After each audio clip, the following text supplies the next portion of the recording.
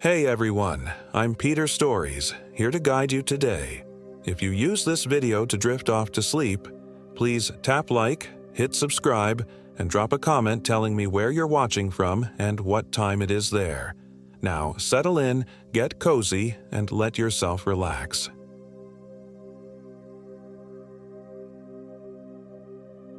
My name is Michael Williams, and I am 34 years old. This happened in the remote wilderness surrounding Tom Sauk Mountain State Park in Missouri, just last autumn. There's something about the way memories fracture after trauma.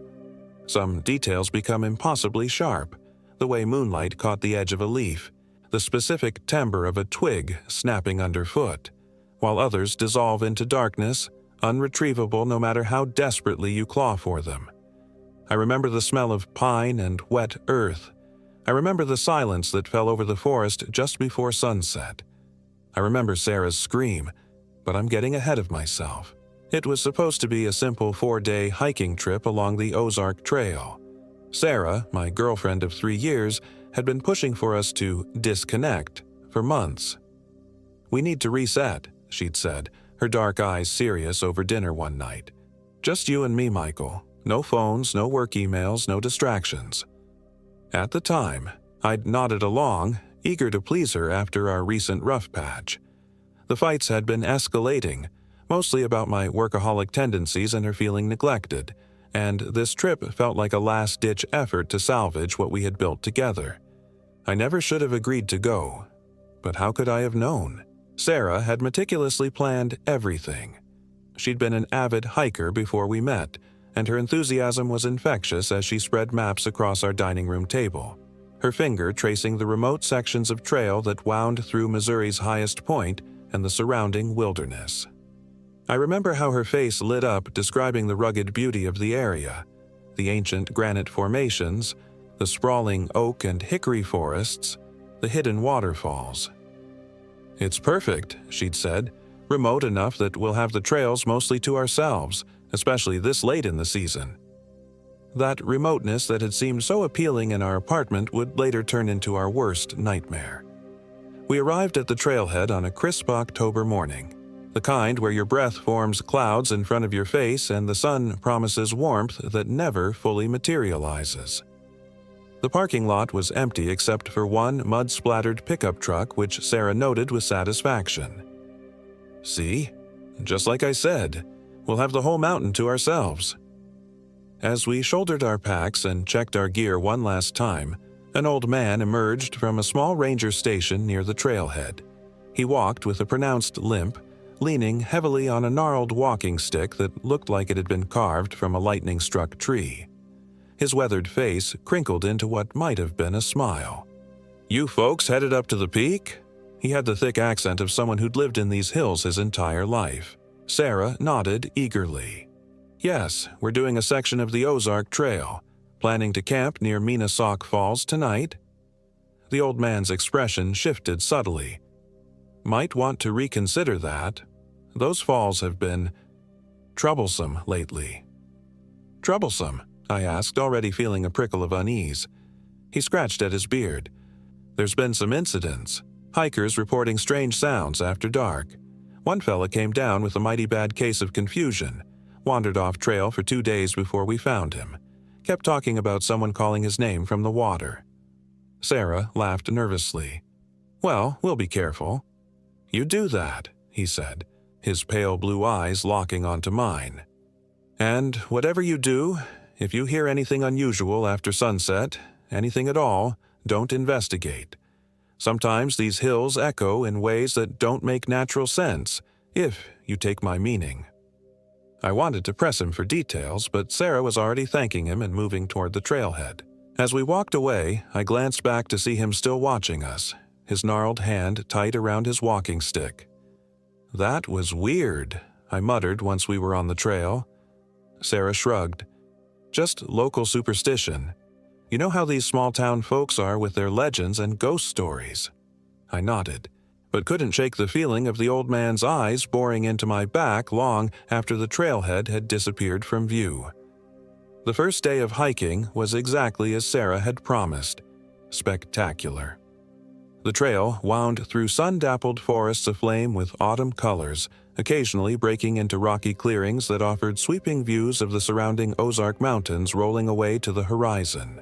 We saw a family of deer, countless birds, and even glimpsed what Sarah swore was a fox darting through the underbrush. Despite my initial reluctance, I found myself relaxing, the tension of the past months melting away with each mile we covered. By late afternoon, we'd reached our first campsite near Minnesauk Falls. The waterfall itself was modest this time of year, a gentle cascade tumbling over ancient volcanic rock into a series of pools below. But the setting was undeniably beautiful. We set up our tent in a small clearing about 100 yards from the falls, with enough tree cover to block the wind but still affording a view of the water. As the sun began to set, Sarah built a small fire while I filtered water from the creek. The temperature was dropping rapidly, and I was grateful for the extra layers I'd packed. After a simple dinner of dehydrated pasta, we sat side by side watching the flames dance, a comfortable silence between us for the first time in months. "I'm glad we did this," Sarah said finally, her hand finding mine in the growing darkness. "Me too," I replied, and meant it. That night, I slept better than I had in weeks, lulled by the distant sound of falling water and the exhaustion of physical exertion. I didn't dream, or if I did, those dreams haven't survived in my memory alongside what came after. The second day dawned clear and cold. We broke camp efficiently, and by mid-morning we're back on the trail, heading deeper into the wilderness. The path grew noticeably more rugged, with steep ascents and descents that had us breathing hard and stopping frequently to rest. The forest around us seemed to change as well, the trees growing older and more gnarled, the underbrush denser, the animal sounds fewer. Around noon, we stopped for lunch on a rocky outcropping that gave us a view of the valley below. As we ate our trail mix and jerky, Sarah pointed to a distant plume of smoke rising from the trees miles away. "Looks like someone else is camping out here," she said. I squinted at the thin gray column. "That's quite a ways off the trail." "Hunters, maybe," she suggested. "It is that season." The thought of armed strangers in these remote woods didn't exactly comfort me, but I pushed the concern aside. The smoke was far away, and this was public land after all. We continued hiking throughout the afternoon, but I noticed Sarah checking her GPS more frequently as the hours passed. Finally, as shadows began to lengthen across the trail, she stopped and frowned at her phone. "This is strange," she said. "According to the map, we should have reached Devil's Tollgate by now." Devil's Tollgate was a natural rock formation, a narrow passage between towering granite walls that was supposed to be a landmark on our route. I looked over her shoulder at the screen, seeing the blue dot of our location seemingly past where the formation was marked. "Maybe the GPS is off," I suggested. "We are in pretty rough terrain." Sarah shook her head. "I've been keeping track of our pace. We should have seen it. We couldn't have missed something that obvious." She turned in a slow circle, studying the surrounding forest with increasing confusion. Nothing in the dense woods looked like the distinctive rock formation we'd seen in photos during our planning. "Let's backtrack a little," she said finally. "We must have taken a wrong turn somewhere." We retraced our steps for nearly an hour, but found no sign of any fork in the trail or the rock formation we were seeking. The realization settled over us slowly. Somehow, we had gotten off the established path without noticing. The sun was now hanging low in the sky, and the temperature was dropping rapidly. "We need to make camp," I said, trying to keep the worry from my voice. "We can figure this out in the morning with better light." Sarah nodded tightly, her earlier enthusiasm replaced by a tense alertness that matched my own growing unease. We found a small clearing surrounded by a stand of oak trees and quickly set up our tent. The routine task helped calm our nerves, but I noticed both of us kept glancing at the darkening forest around us. As I was gathering firewood, I found something strange: a small stone cairn, carefully balanced rocks stacked into a rough pyramid shape about knee-high. It wasn't unusual to see such markers on hiking trails, but this one seemed oddly placed, hidden among the trees rather than visible from any clear path. "Sarah," I called, "come look at this." She joined me, frowning at the cairn. "Did you stack these?" "No, they were already here." Her frown deepened. "So, someone else has been through here recently. Isn't that good? Means we might not be that far off trail. Maybe." She didn't sound convinced. She reached out and touched the topmost stone, then quickly pulled her hand back. "It's warm." I tested it myself and felt the unnatural heat radiating from the rock despite the cool evening air. We shared a look of confusion, but neither of us knew what to make of it. Eventually, we returned to making camp, though I noticed Sarah placed her sleeping bag so that she was between me and the direction of the cairn. That night, I woke suddenly from a deep sleep, my heart pounding. The inside of the tent was pitch black, and for a moment, I couldn't remember where I was. Then, Sarah's steady breathing beside me grounded me back to reality. I lay still, trying to identify what had woken me. There it was again, a sound from outside the tent. Not an animal noise or the wind in the trees, but something else. A voice, I realized with a chill. Someone was speaking. I strained to hear, but the words were too faint to make out clearly. It sounded like a woman's voice, high and melodic, almost singing rather than speaking. It seemed to be coming from the direction of the strange cairn we'd found. Carefully, trying not to wake Sarah, I unzipped my sleeping bag and moved toward the tent opening. Just as I reached for the zipper, Sarah's hand clamped around my wrist. "Don't," she whispered, her voice tight with fear. "Don't go out there." "You hear it too?" I asked, relieved I wasn't imagining things. She nodded, her eyes wide in the darkness. "It's been going on for about 10 minutes. At first, I thought I was dreaming, but..." The voice outside grew suddenly louder, and now I could make out words, or at least what sounded like words in a language I didn't recognize.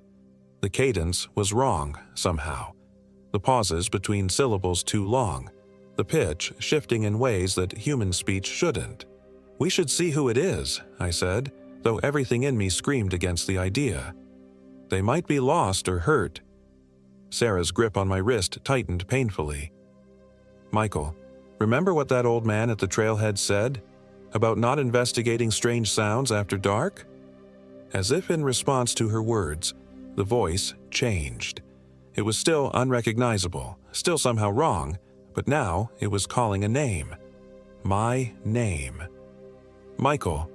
The voice lilted, stretching my name into something almost unrecognizable. "Me. Chill." A violent shudder ran through me. Sarah pressed herself against my side, her whole body trembling.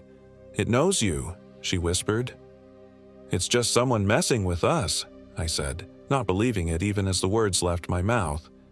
"Some local trying to scare the out-of-towners." But the voice continued, calling my name over and over, sometimes whispering, sometimes in a sing-song tone that made my skin crawl. And then, worst of all, it changed again, and began to sound like Sarah. "Michael, help me!" It called in a perfect imitation of my girlfriend's voice. "Michael, I'm hurt. Please come out." Beside me, the real Sarah made a choked sound of terror, burrowing her face against my shoulder. I held her tightly, my mind racing. Who or what could mimic her voice so perfectly, and why? For what felt like hours, we huddled together in the darkness, listening to the thing outside call to us in Sarah's voice, then my voice, then voices we didn't recognize. Sometimes it would go quiet for long minutes, and we would begin to hope it had left, only for it to start again, closer to the tent than before. Neither of us slept. Finally, as the first hint of dawn lightened the sky, the voice fell silent. We waited another hour before daring to unzip the tent and peer outside.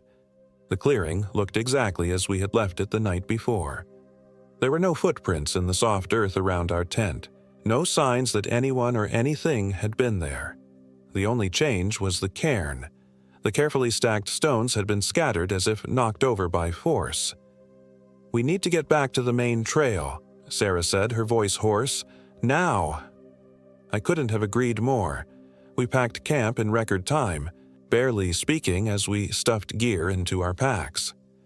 The clear morning should have been reassuring, but the memory of that voices, was too fresh, the fear still electric in our veins. Before leaving, I took out the paper map Sarah had brought as a backup to the GPS.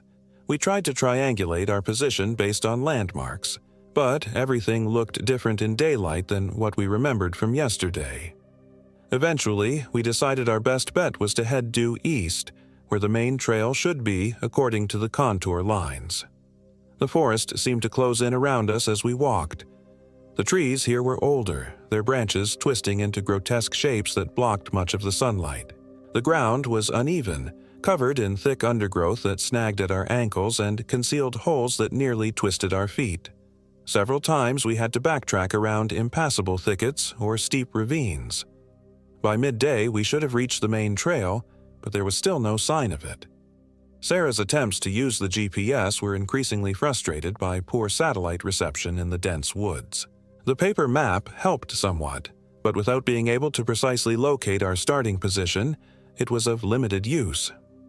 As we paused to rest and drink water, Sarah pulled out her regular phone, not to call for help, since there was no reception this deep in the wilderness, but to check our location against some offline maps she'd downloaded. She stared at the screen in confusion. "That's not right," she muttered. "What is it?" She turned the phone to show me. According to this, we've been walking in circles. We're almost back where we camped last night. I looked around in disbelief. Nothing in our surroundings looked familiar, and we'd been careful to maintain a steady direction all morning. "That can't be right," I said. "The sun's position confirms we've been heading east." Sarah's face had gone pale. Unless what? Unless we didn't sleep where I thought we did. Michael, what if whatever was out there last night, Iku, what if it did something to us? To our perception somehow? I wanted to dismiss the idea as ridiculous, but after what we'd heard in the darkness, I couldn't. A cold weight settled in my stomach as I considered the possibility that we were dealing with something beyond normal explanation. "Let's keep moving," I said finally, "but we need to mark our path. Make absolutely sure we're not covering the same ground." We began leaving obvious markers, bright strips of bandana tied to branches, distinct arrangements of stones at regular intervals. For 2 more hours we pushed on, the forest growing ever darker and more twisted around us. And then we found it, one of our own markers, a strip of Sarah's red bandana fluttering from a tree branch directly in our path. Sarah made a sound like she'd been punched. "This isn't possible," she whispered. "We've been walking straight. I've been watching the sun." I looked up, trying to locate the sun's position through the dense canopy, and realized with a shock that I couldn't see it at all.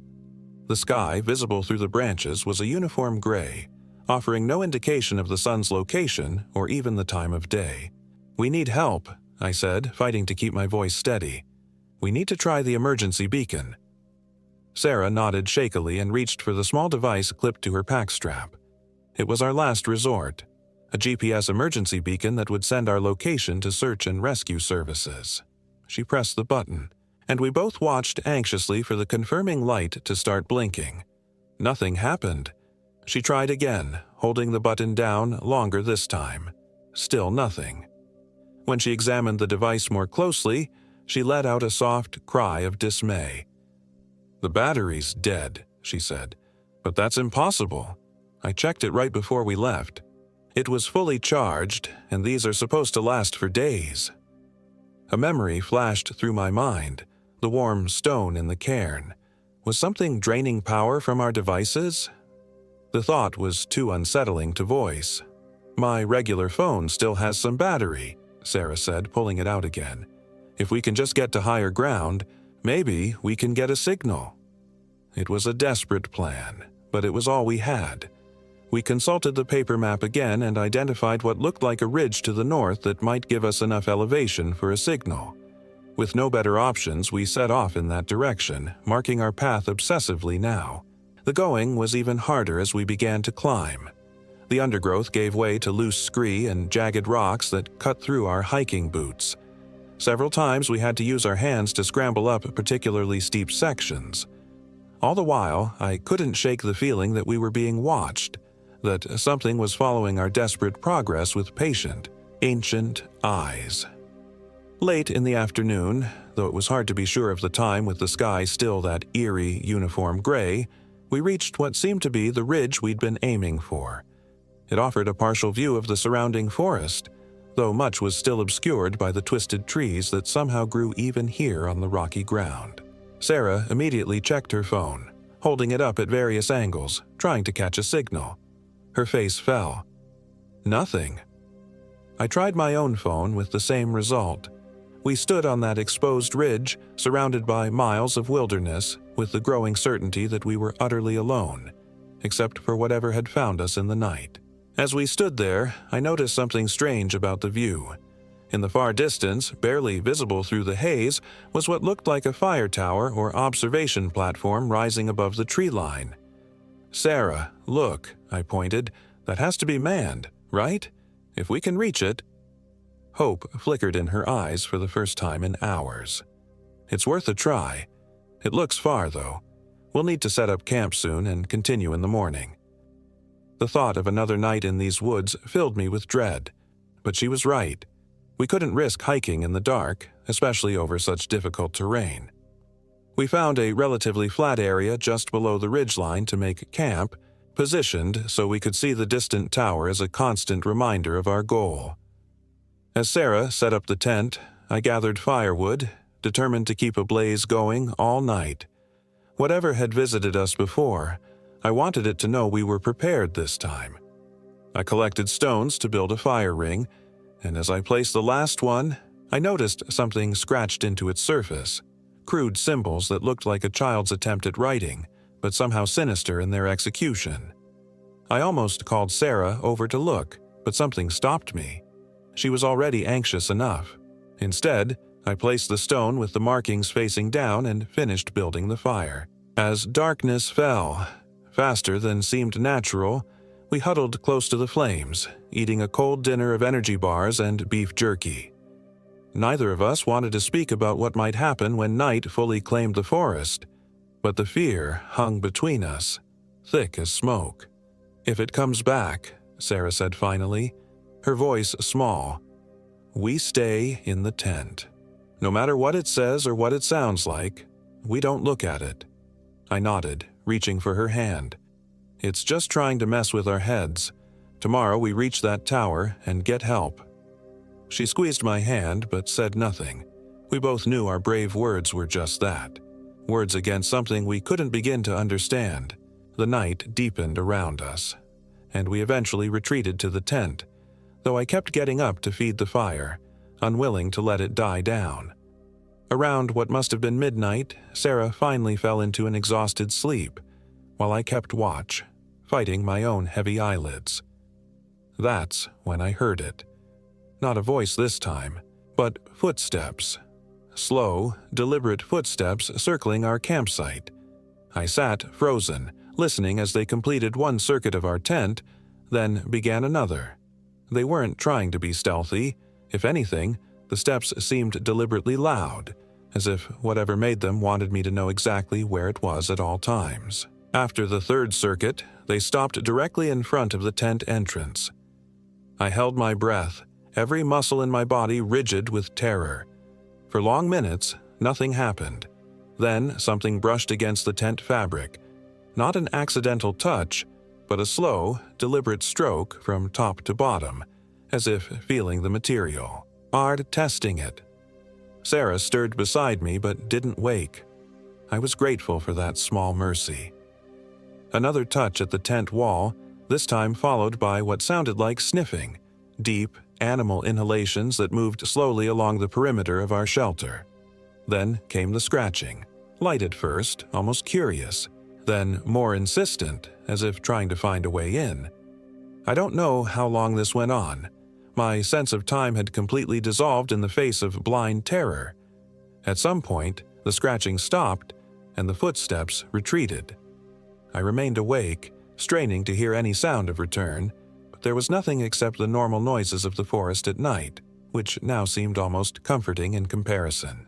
Eventually, exhaustion claimed me, and I fell into a fitful sleep plagued by dreams of being hunted through endless woods by something I couldn't see but could always hear just behind me.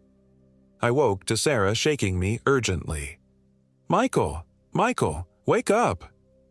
Morning light filtered through the tent fabric, and for a moment I felt a surge of relief at having survived the night. Then I saw Sarah's face, white with shock, her eyes wide and fixed on something above my head. I turned to look. There, on the inside roof of our tent, were dozens of those same crude symbols I'd seen on the rock, drawn in what looked horribly like dried blood. They formed concentric circles that spiraled inward to a central figure that resembled a stick person, but with too many limbs at unnatural angles. How? I couldn't even finish the question. "I don't know," Sarah whispered. "They weren't there when we went to sleep. I'm sure of it." More disturbing than the symbols themselves was what they implied, that something had been inside our tent while we slept, hovering above us, close enough to touch us. The violation of that safe space sent a wave of nausea through me. We packed in record time, neither of us wanting to spend another moment in that tent. Outside, more shocks awaited. The fire I had so carefully tended was completely cold, the ashes scattered as if it had been out for days rather than hours. And all around our campsite, pressed into the soft earth, were footprints. Not human, not animal, but something in between. They were roughly foot-shaped but too long, with what looked like claw marks at the ends of the toes. "Don't look at them," Sarah said, her voice shaking. "Just grab your pack. We're getting to that tower today if we have to hike all night."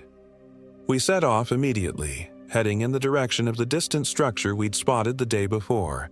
The forest seemed different in the morning light, less oppressive somehow, as if whatever presence had stalked us in the darkness had retreated with the night. Still, we moved quickly, stopping only when absolutely necessary for water or to consult the map. By midday, the tower seemed no closer than it had the day before, which defied logic given how far we'd walked. Sarah was checking her phone obsessively every few minutes, hoping for even a single bar of reception, but had no luck. We were crossing a small stream when I noticed something odd, a flash of color that didn't belong in the natural environment. Stopping to investigate, I found a child's backpack wedged between rocks in the water. It was bright purple with cartoon characters on it, clearly designed for a young girl. "Sarah," I called, holding it up. "Look at this." She waded over, frowning. "What's a kid's backpack doing all the way out here?" I unzipped it cautiously. Inside were normal items: a small water bottle, a package of cookies, a coloring book, and a plastic baggie containing crayons. But there was also a small notebook, its pages warped from the water but still legible. With a growing sense of dread, I opened it. The first few pages contained typical childish drawings: a house, a dog, a family of stick figures. But as I flipped through, the drawings changed, becoming darker, more disturbing. The same stick figure family appeared, but now they were surrounded by tall, spindly shapes with too many limbs. On the final pages, the family figures were gone entirely, replaced by the crude symbols we'd found in our tent. The last page contained only text in uneven, childish handwriting. "It knows your name when you sleep." Sarah grabbed the notebook from my hands and threw it back into the stream. "Leave it," she said fiercely. "Just leave it." But the damage was done. The implication was clear. We weren't the first to encounter whatever was in these woods, and the others, including a child, had not escaped.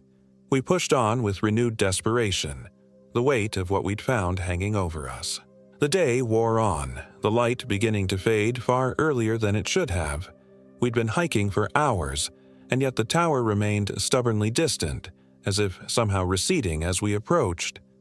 "This isn't right," Sarah said finally, stopping to stare at the seemingly unchanging view.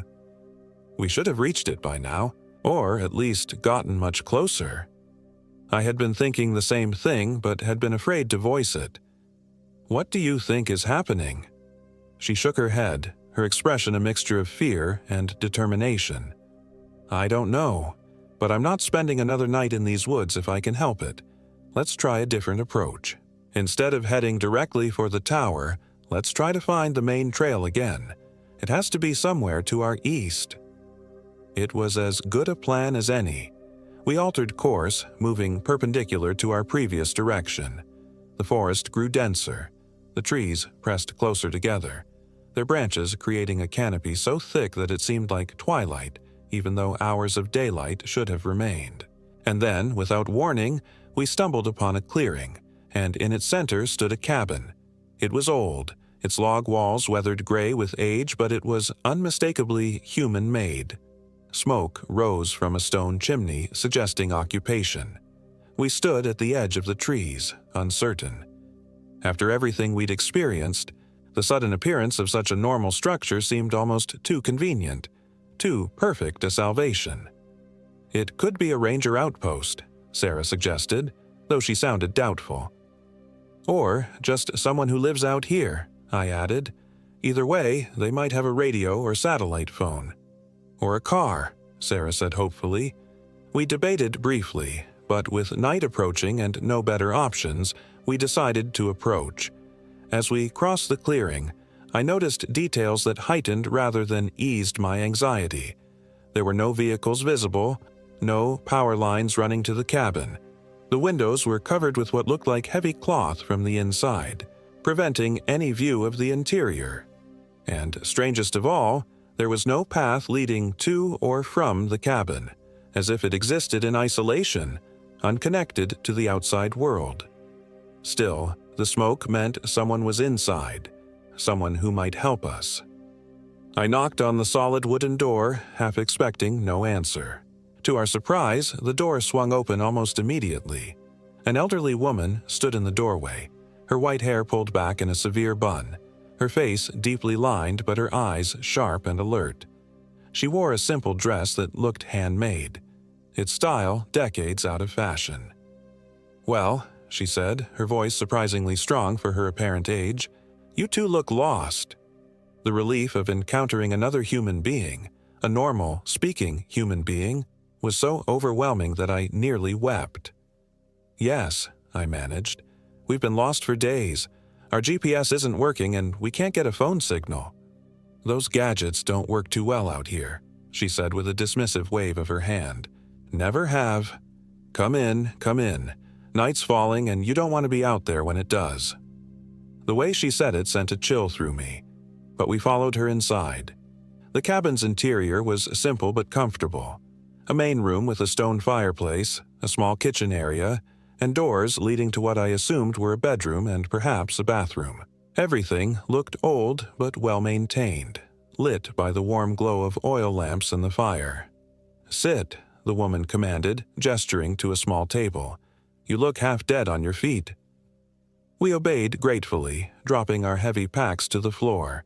The relief of being in a secure shelter after days in the wilderness was indescribable. "I'm Eliza Morley," the woman said as she busied herself at the stove. "Been living out here for most of my life."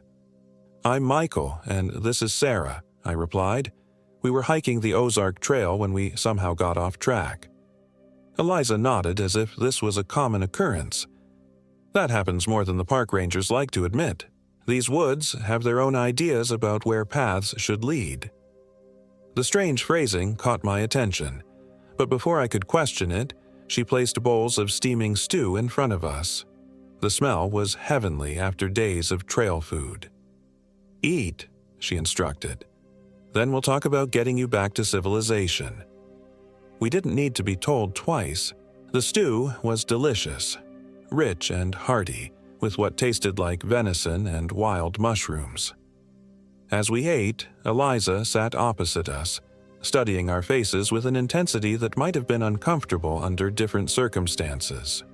"So," she said when our bowls were nearly empty, "you've been seeing things.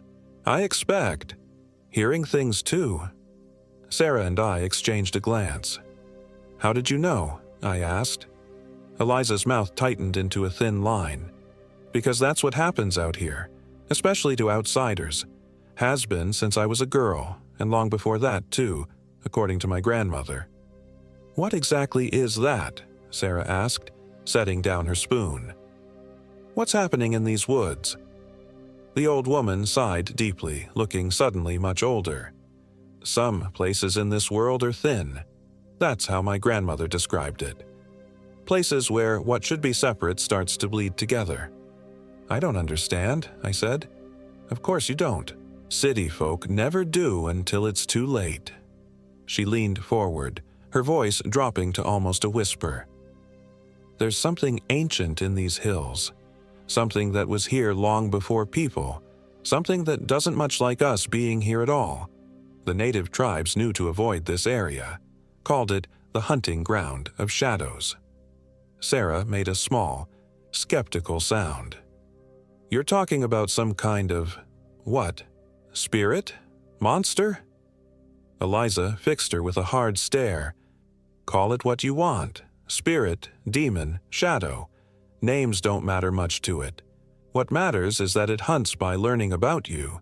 It listens while you sleep, learns your voice, your thoughts, your fears, and then it uses them to lure you deeper in. My mouth had gone dry. Deeper into what? Into its domain, away from paths and people, into places where the boundaries are weaker still. She gestured vaguely at the walls of her cabin. That's why I built this place with iron nails and rowan beams. Old protections.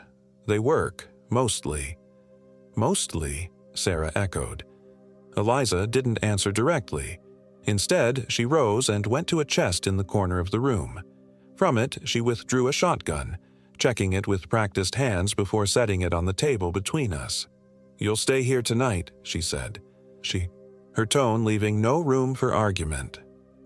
Tomorrow at first light I'll show you the way back to the main trail. It's not far, but you'd never find it on your own. Not with the way things shift around here. Thank you, I said, genuinely grateful despite the bizarre turn the conversation had taken. Whether I believed her supernatural explanation or not, I was just relieved to have found shelter and the promise of guidance out of our nightmare. Eliza nodded curtly. There's a cot in the back room. You two can take my bed. I'll keep watch out here. That's not necessary, Sarah began to protest, but Eliza cut her off. It is, especially after you've been marked. A cold dread settled in my stomach. Marked? What do you mean? Eliza's eyes flicked to Sarah's arm where her sleeve had ridden up. That. Right there. We both looked. Just below Sarah's elbow was a small red mark that looked like a burn or a brand, a crude symbol matching those we'd found on the tent and in the child's notebook. Sarah gasped, rubbing at it frantically. That wasn't there before, she said, her voice rising in panic. I swear it wasn't there this morning. Eliza nodded grimly. It marks what it claims, usually while you sleep. I felt my own panic rising as I frantically checked my arms, neck, any exposed skin for similar markings. I don't have one. Why doesn't it have me? The old woman's eyes met mine, filled with something like pity. It doesn't need to mark you. It already has your name. The memory of that voice in the darkness, calling me, sent a violent shudder through my body. Sarah had gone very pale, still staring at the mark on her arm. Can we remove it somehow? She asked. Eliza shook her head slowly. Not that I've ever found. But the mark itself isn't the danger. It's what it represents. That thing out there has gotten a taste of you now. It won't easily let go. What does it want? I demanded, frustration cutting through my fear. Why is it doing this? Want? Eliza seemed genuinely puzzled by the question. It doesn't want in the way people want. It's more like hunger or curiosity. It plays with its food, learns from it. Some say it feeds on fear itself, others that it collects souls. My grandmother believed it was something left over from the beginning of the world, something that should have died but didn't. She rose suddenly, moving to the windows to check that the heavy coverings were secure. No more questions tonight. You both need rest. Remember, stay inside, no matter what you hear, no matter who calls your name or what it promises." With that ominous warning, she showed us to her bedroom, a small space with a surprisingly comfortable-looking double bed covered in handmade quilts. There was a single small window, similarly covered with heavy cloth. "Sleep well," Eliza said as she left us alone, though the words sounded more like a hopeful prayer than an expectation. Once she was gone, Sarah collapsed onto the edge of the bed, still rubbing at the mark on her arm. "This is insane," she whispered. "All of it. Ancient spirits? Marks. She's clearly delusional." I wanted to agree, to dismiss everything Eliza had told us as the ramblings of an isolated old woman. But the memories were too fresh. The voice that knew my name, the symbols in our tent, the strange footprints. "Delusional or not, she's offering to guide us back to the trail tomorrow," I said pragmatically. "That's all that matters right now." Sarah nodded slowly, her shoulders slumping with exhaustion. Without another word, we both prepared for bed, too tired to even discuss the bizarre situation further. Despite everything, the security of solid walls around us and the promise of guidance in the morning was enough to let exhaustion claim us both. I woke in the middle of the night to Sarah shaking me, her hand clamped over my mouth to keep me silent. Her eyes were wide with terror in the darkness. "Listen," she breathed, removing her hand. At first, I heard nothing but the normal sounds of night, the creak of the cabin settling, the distant call of an owl. Then I heard it. Voices outside, many voices, all speaking in unison. They were too faint to make out words, but the cadence was unmistakable, the same unnatural rhythm we'd heard that night in the tent. "It found us," Sarah whispered, her whole body trembling against mine. I wrapped my arms around her, straining to hear anything else. Then came a new sound, a soft, persistent tapping at the window. Tap, tap, tap. Pause. Tap, tap, tap. "Don't look," I whispered, remembering Eliza's warning. "Don't even think about looking." The tapping continued, growing more insistent, and then a voice spoke, not the inhuman chorus from before, but a child's voice, high and frightened. "Please," it called. "Please let me in. I'm so cold out here, I'm scared." Sarah's grip on me tightened painfully. The child's voice continued, growing more desperate. "I can see you in there. I know you're awake. Please help me. It's coming for me." Every instinct screamed to go to the window to help what sounded like a terrified child. I even found myself halfway out of bed before Sarah yanked me back. "It's not real," she hissed. "Remember what Eliza said. It's trying to trick us." As if angered by our resistance, the voice changed, becoming deeper, more adult, but still recognizably human. "Michael, Sarah, we're park rangers. We've been searching for you. Your emergency beacon activated. We need you to come outside so we can escort you to safety." This new tactic was even more convincing. How did it know about our emergency beacon? Had the signal somehow gone through after all? But still, we remained frozen in place, unwilling to trust. The voice changed again, becoming Eliza's. "Children, I need your help. Something's happened outside. Bring the shotgun and come quickly." That almost got me. It sounded exactly like Eliza, the same cadence, the same slight quaver in her elderly voice. But then I remembered. Eliza had the shotgun with her in the main room. This was just another trick. For what felt like hours, the voices continued, cycling through different personas. A lost hiker, a wounded animal, Sarah's voice, my voice, even my mother's voice somehow perfectly recreated despite her being thousands of miles away. Each one had a compelling reason why we needed to open the window or leave the cabin, each one more desperate than the last. And all the while, that tapping continued. Tap, tap, tap. Sometimes gentle, sometimes so violent I feared the glass would break. Eventually, as the first hint of dawn lightened the sky behind the window covering, the voices and tapping stopped. We remained awake, huddled together, too afraid to sleep again, until we heard Eliza moving around in the main room. When we emerged, she took one look at our haggard faces and nodded knowingly. "It came calling, did it?" "Yes," Sarah said, her voice hoarse. "Voices. So many voices." Eliza was already bustling around the kitchen, preparing what smelled like coffee on her wood-burning stove. It always tries harder right before dawn. That's when it's most desperate. She poured the steaming liquid into mugs and handed them to us. "Drink. You'll need your strength today." The coffee was strong and black, exactly what we needed after the sleepless night. As we drank, Eliza laid out her plan. "The main trail is about 3 miles east of here," she explained. "Under normal circumstances, it would be an easy walk, but these aren't normal circumstances. Once we're outside, you must follow my instructions exactly. No wandering off, no investigating strange sights or sounds, no looking back. Understood?" We nodded solemnly, willing to agree to anything that would get us out of these cursed woods. "What about your cabin?" Sarah asked. "Will you come back here after?" A shadow passed over Eliza's weathered face. "This cabin has protected me for 40 years, but its time is ending, just like mine. That thing out there, it's getting stronger. The boundaries are thinning more each year."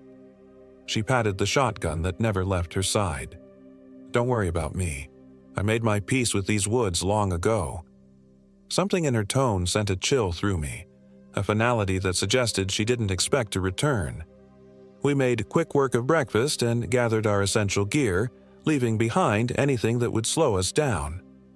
Eliza performed an odd ritual before we left, drawing symbols in ash from the fireplace on the threshold and whispering words in a language I didn't recognize.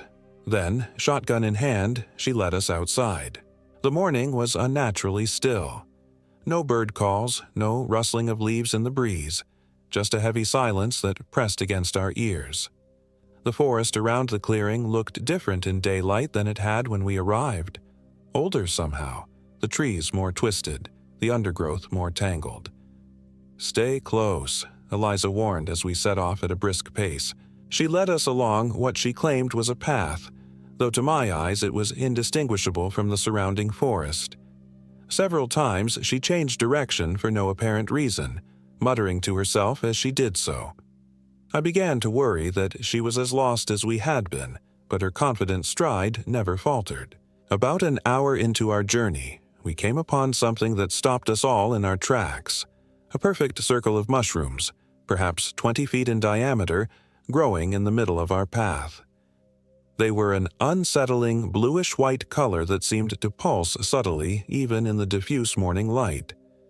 Eliza cursed under her breath. "We go around," she said firmly. "Wide around. Don't step over a single one of those mushrooms, don't even look at them too long." We obediently gave the circle a wide berth, though I couldn't help but notice that the air above it seemed to shimmer slightly, like heat rising from asphalt on a summer day. As we passed, I thought I heard whispers coming from within the circle, but forced myself not to listen. The further we walked, the more the forest seemed to actively resist our progress. Thorny vines appeared in our path that Eliza swore hadn't been there moments before. Twice we had to backtrack when seemingly solid ground turned out to be treacherous bog that nearly claimed Sarah's boot. And all the while, I couldn't shake the feeling that we were being followed, that something was moving just out of sight, paralleling our course through the trees.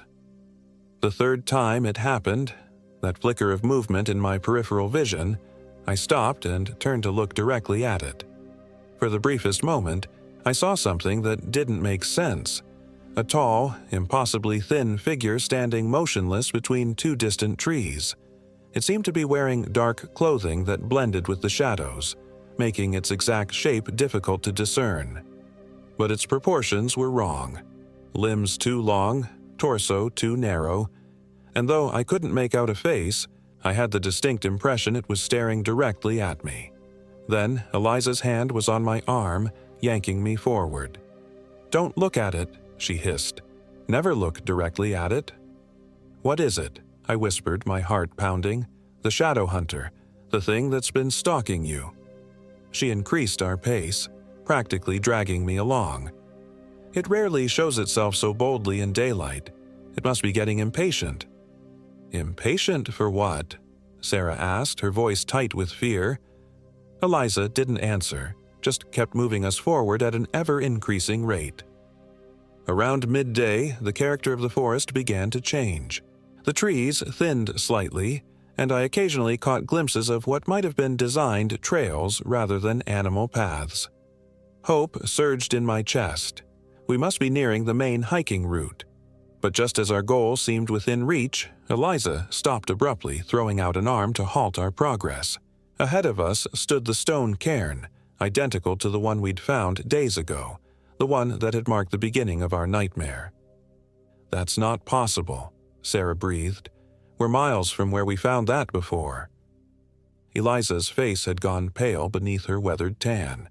"It's trying to confuse us, make us go in circles, trying to keep you here." She turned to face us directly, her expression grave. "Listen to me carefully. We're close to the boundary of its territory, the place where its influence weakens. That's why it's getting desperate." A sound reached us then, distant at first but growing rapidly closer. It was like nothing I'd ever heard before, a keening wail that somehow contained dozens of voices crying out in unison. The hairs on my arms and neck stood on end. "It's coming," Eliza said, raising her shotgun, "and it's angry. The trail is less than half a mile that way." She pointed past the cairn. Just keep going straight. Don't stop, don't turn back no matter what happens." "You're coming with us," I insisted, suddenly certain of what she was planning. She shook her head, a sad smile crossing her face. "I told you, child. My time with these woods is ending. I've carried their secrets long enough." She reached into her pocket and pressed something into Sarah's hand, a small cloth bag that smelled strongly of herbs. "Keep this with you until you're well clear of these mountains. It won't stop it, but it might slow it down if it follows you beyond its bounds." The wailing grew louder, closer, making coherent thought difficult. The very air seemed to vibrate with its intensity. "Go!" Eliza shouted over the noise. "Now!" Sarah grabbed my hand and pulled me forward, past the cairn and into the trees beyond. I resisted for a moment, not wanting to leave the old woman to face whatever was coming alone. But the look in her eyes, determined, resigned, almost peaceful, convinced me that this was her choice to make. We ran, crashing through underbrush following the direction Eliza had indicated. Behind us, the wailing reached a crescendo, then cut off abruptly. The silence that followed was somehow worse. Then came the sound of Eliza's shotgun. One shot, then another, followed by a scream that could never have come from a human throat. "Don't look back," Sarah gasped as we ran. She said not to look back. I didn't, but in my mind's eye, I could see it all too clearly. Eliza making her final stand against something ancient and hungry, something that had claimed countless lives before ours and would claim countless more in the years to come. We ran until our lungs burned and our legs threatened to give out, and then we ran more. The forest around us gradually normalized, the trees becoming less twisted, the undergrowth less tangled, the light filtering through the canopy in a way that seemed natural rather than sinister. And then, suddenly, we burst onto a well-maintained trail, wide, clearly marked with blazes on the trees. The Ozark Trail. We'd made it. We collapsed onto the path, gasping for breath, tears of relief streaming down our faces. Other hikers found us there an hour later, a middle-aged couple out for a day hike who were understandably alarmed by our wild appearance and incoherent story. They helped us to the nearest ranger station where we were treated for dehydration, minor injuries, and what the park ranger delicately referred to as wilderness-induced stress.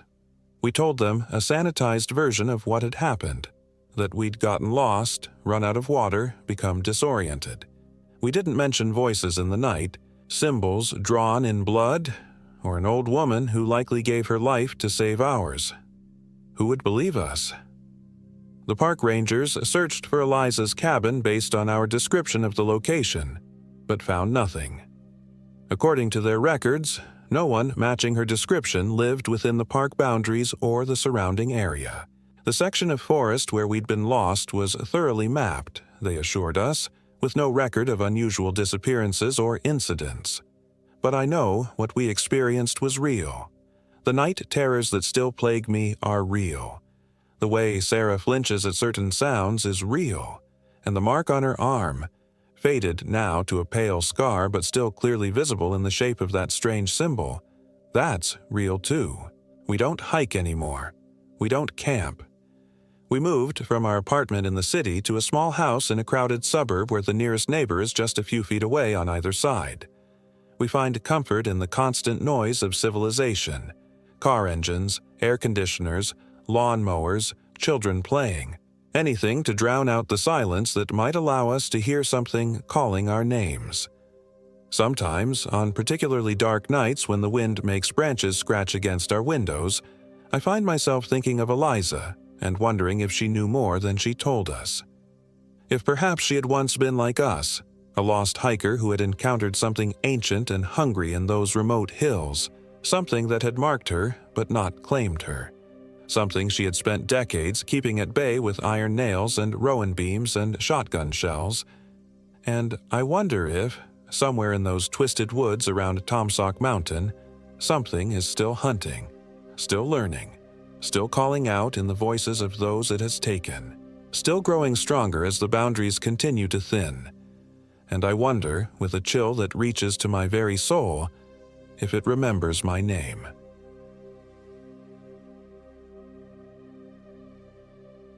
My name is Thomas Davis, and I am 34 years old. This happened in the Mark Twain National Forest last autumn, during what was supposed to be a simple weekend camping trip to clear my head. I'd been through a rough patch, a divorce after 8 years of marriage that left me questioning everything. My therapist suggested reconnecting with nature might help me process things. Sometimes the forest helps us find ourselves, she'd said. I wanted to believe her. The Mark Twain National Forest in southern Missouri seemed perfect. Vast, remote sections to disappear into, with the Ozark Highlands offering both challenge and solitude. I chose the 11-Point River area, planning to hike and camp along some of the less traveled paths. It's beautiful country, limestone bluffs overlooking crystal-clear springs, old-growth forest that had stood for centuries before I was born, and would likely stand for centuries after I was gone. I packed light, just a backpack with essentials: tent, sleeping bag, water purifier, some dehydrated meals, and basic survival gear. I'd spent plenty of weekends in these woods when I was younger, had even worked as a trail guide one summer during college. The forest and I were old friends, or so I thought. The drive from St. Louis took about 4 hours. I parked at the Greer Crossing Recreation Area, a deserted lot this late in the season, and shouldered my pack. The plan was to follow 11-Point River for about 6 miles, then cut onto a less traveled trail that meandered through the hollows and up into the hills where few tourists bothered to go.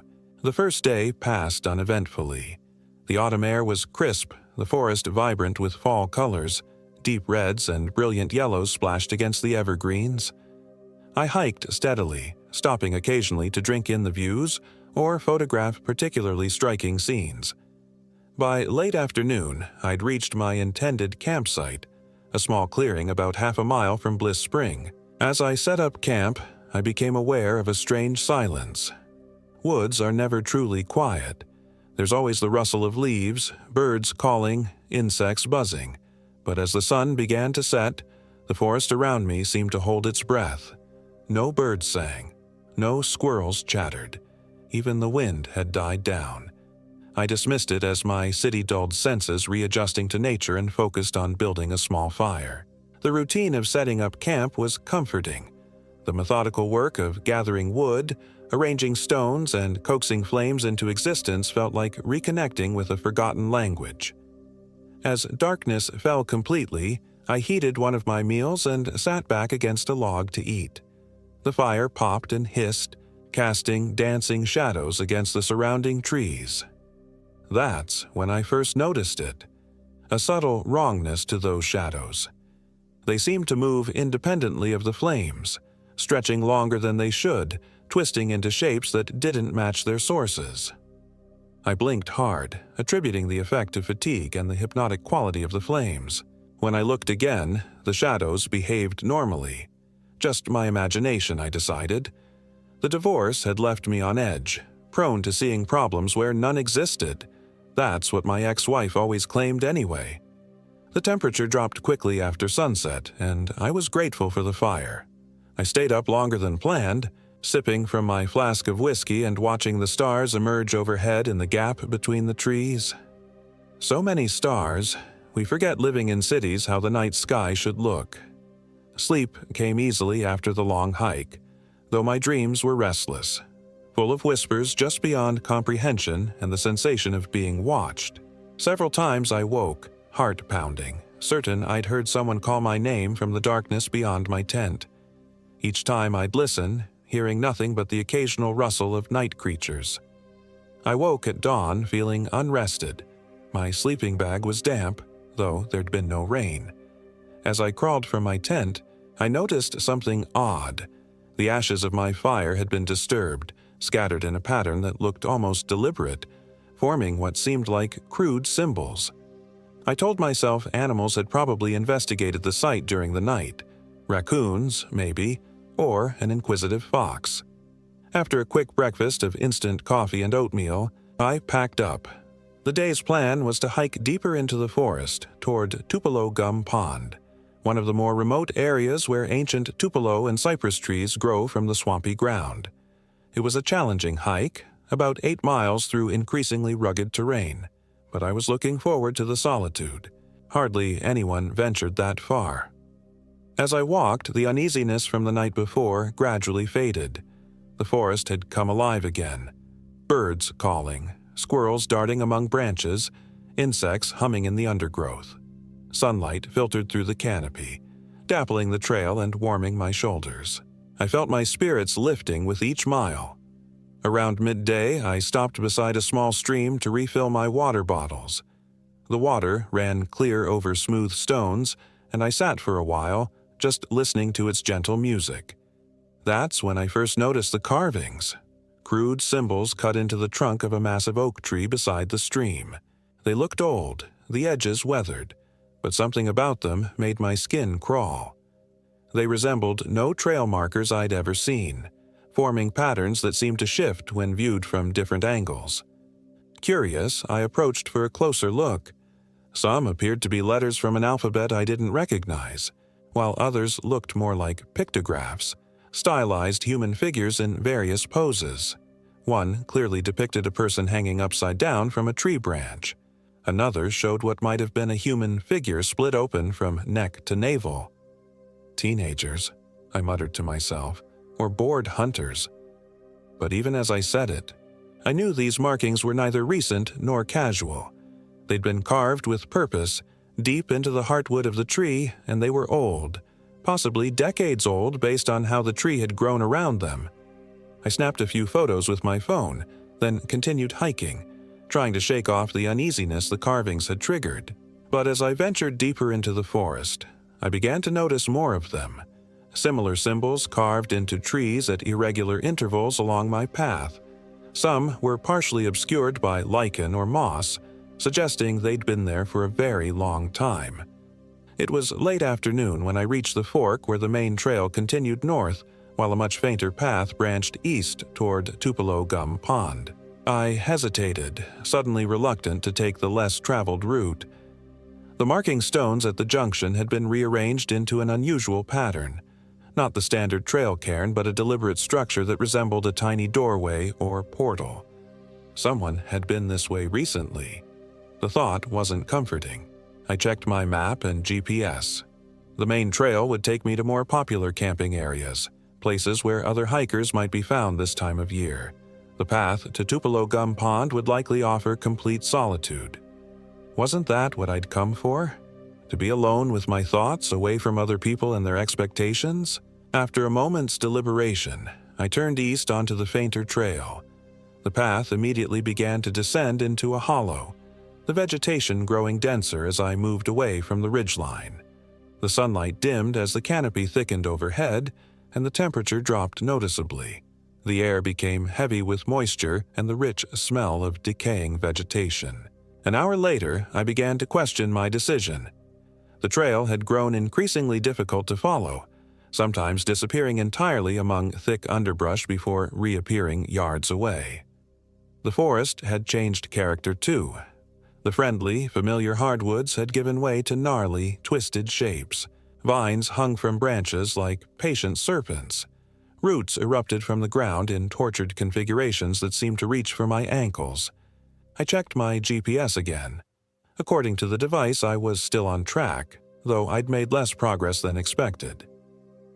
Tupelo Gum Pond should be less than 2 miles ahead, but with the difficult terrain and fading light, I decided to find a suitable camping spot soon rather than push on. 20 minutes later, I found a small clearing that would serve my needs. It wasn't ideal. The ground sloped slightly and the trees pressed too close, but daylight was failing rapidly, and I didn't want to be setting up camp in the dark.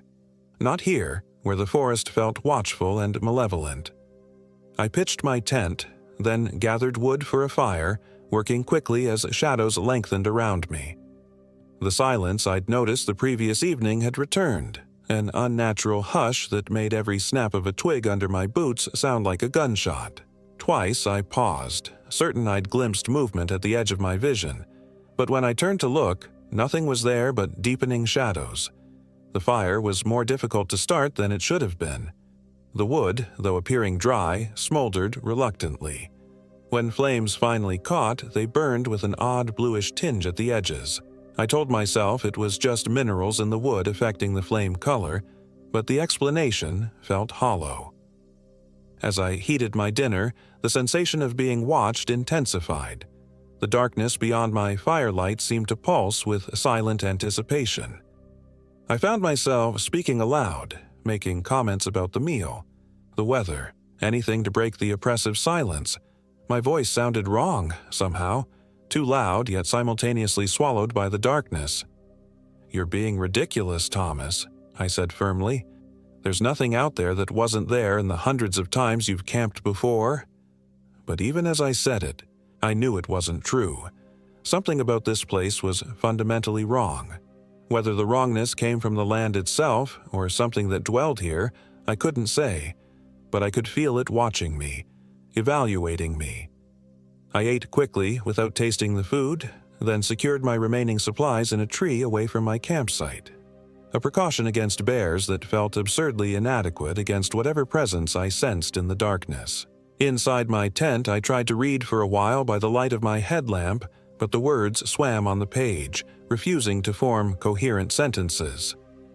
Eventually, I gave up and turned off the light, lying back and listening to the forest.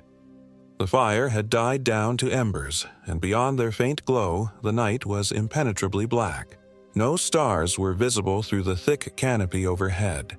No moonlight penetrated the branches.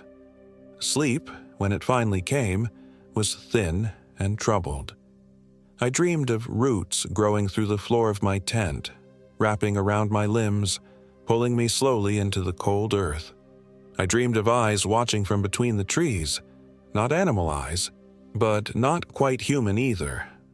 I dreamed of voices calling my name, not from outside but from inside my own head, as if something had already found its way in. I'm not sure what woke me, a sound, perhaps, or just the sudden certainty that I was not alone. The interior of the tent was pitch black. My headlamp, which I always kept within reach, was missing. So was my phone. The air felt wrong, too thick, too cold, carrying a smell like wet earth and something metallic, like old pennies. I fumbled for my backup flashlight in the pocket of my jacket, which I'd been using as a pillow. When I finally managed to switch it on, the beam revealed that the interior of my tent had been rearranged. My sleeping bag had been unzipped from the inside, though I distinctly remembered zipping it up before falling asleep. My backpack had been opened, its contents spread across the tent floor in a pattern similar to the symbols I'd seen carved into the trees. And there were footprints, small barefoot impressions in the condensation on the tent floor. They circled my sleeping bag, stopped where my head had been, then led to the tent flap, which was now unzipped slightly. My heart hammered against my ribs as I sat frozen, listening. The forest outside remained preternaturally silent, but the silence seemed charged now, expectant. I had the distinct impression that something was waiting for me to emerge from the tent, something that had been inside with me while I slept, watching me, touching my things. Slowly, clutching the flashlight like a weapon, I moved toward the tent flap. My hand trembled as I reached for the zipper. With a deep breath, I pulled it up in one swift motion and thrust my head outside, sweeping the flashlight beam in a wide arc. Nothing. The clearing was empty. My fire had died completely, not even embers remaining in the stone circle. The trees stood as they had before, though they seemed closer somehow, as if they'd crept forward during the night. I stepped out cautiously, playing the flashlight over the ground. More footprints, the same small, bare impressions, led away from my tent toward the edge of the clearing. They stopped abruptly at the tree line, as if whatever had made them had simply vanished, or risen up into the branches. Looking up into the tangled canopy, my flashlight beam seemed to dim, unable to penetrate the dense foliage. But for an instant, just a heartbeat, I thought I saw something move among the highest branches. Something that shifted position too quickly, too fluidly, to be any forest creature I knew. A sudden urge to flee gripped me. Every instinct screamed to abandon my gear and run back the way I'd come, to not stop until I reached my car, civilization, safety. But reason prevailed. Barely. It was the middle of the night in difficult terrain. Running blindly would likely result in injury or worse, and somehow I sensed that running was exactly what it wanted me to do. With effort, I steadied my breathing and forced myself to think clearly. I had two choices: break camp immediately and try to navigate back to the main trail in darkness, or wait for dawn and leave then. Neither option appealed, but the latter seemed marginally safer. I returned to my tent, zipping the flap securely behind me. I repacked my scattered belongings, finding my phone and headlamp tucked into the farthest corner of the tent, places I would never have put them. The phone was dead, though it had been at 80% charge when I'd checked it before sleep. The headlamp's batteries had been removed and arranged in a straight line along the edge of my sleeping pad. I replaced the batteries with spares from my pack, then positioned both lights to illuminate the tent interior. Sleep was out of the question, so I sat cross-legged in the center of my sleeping bag, back straight, senses straining for any sound or movement outside. Time passed with excruciating slowness. Several times I caught myself starting to nod off and jerked awake, heart racing. Each time, something seemed subtly different inside the tent. My jacket moved a few inches from where I'd placed it, my water bottle turned upside down, the zipper of my pack opened slightly wider. Once I distinctly heard what sounded like fingernails, many fingernails, lightly scratching the outside of the tent fabric, moving in slow circles all around me.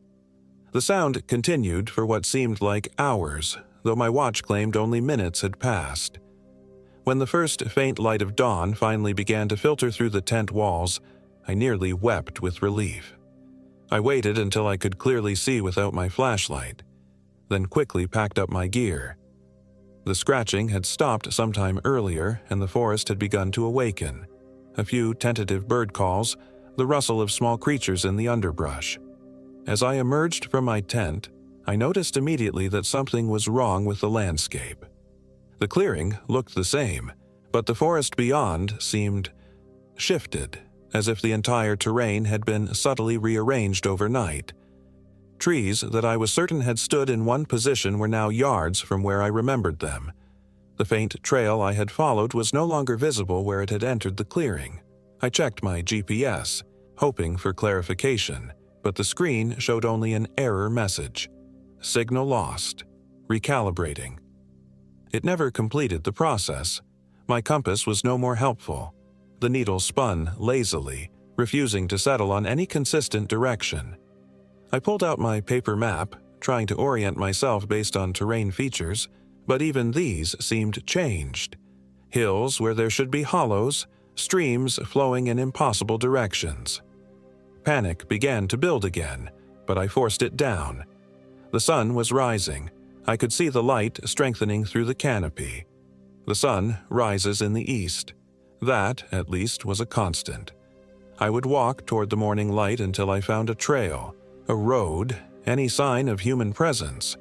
I shouldered my pack and set off, choosing what appeared to be the easiest path through the trees. The going was difficult from the start. Vines seemed to reach for my ankles, branches swung back into my face after I pushed past them, roots erupted from the ground in places they hadn't been seconds before. The forest was actively resisting my passage, or so it felt. After an hour of exhausting progress, I stopped to catch my breath and drink some water. The canopy overhead had thickened again, making it impossible to locate the sun. I was no longer certain I was heading east or in any consistent direction at all. The forest looked the same in all directions, dense, primeval, wrong. That's when I first heard the whispers. They started as a sound almost below the threshold of hearing, a susurrus-like wind through dry leaves, though the air was still. Gradually, they resolved into something more articulate. Not quite words, but patterns that almost made sense, like a language I'd once known but forgotten. They seemed to come from everywhere at once, from the trees, from the ground beneath my feet, from the very air around me.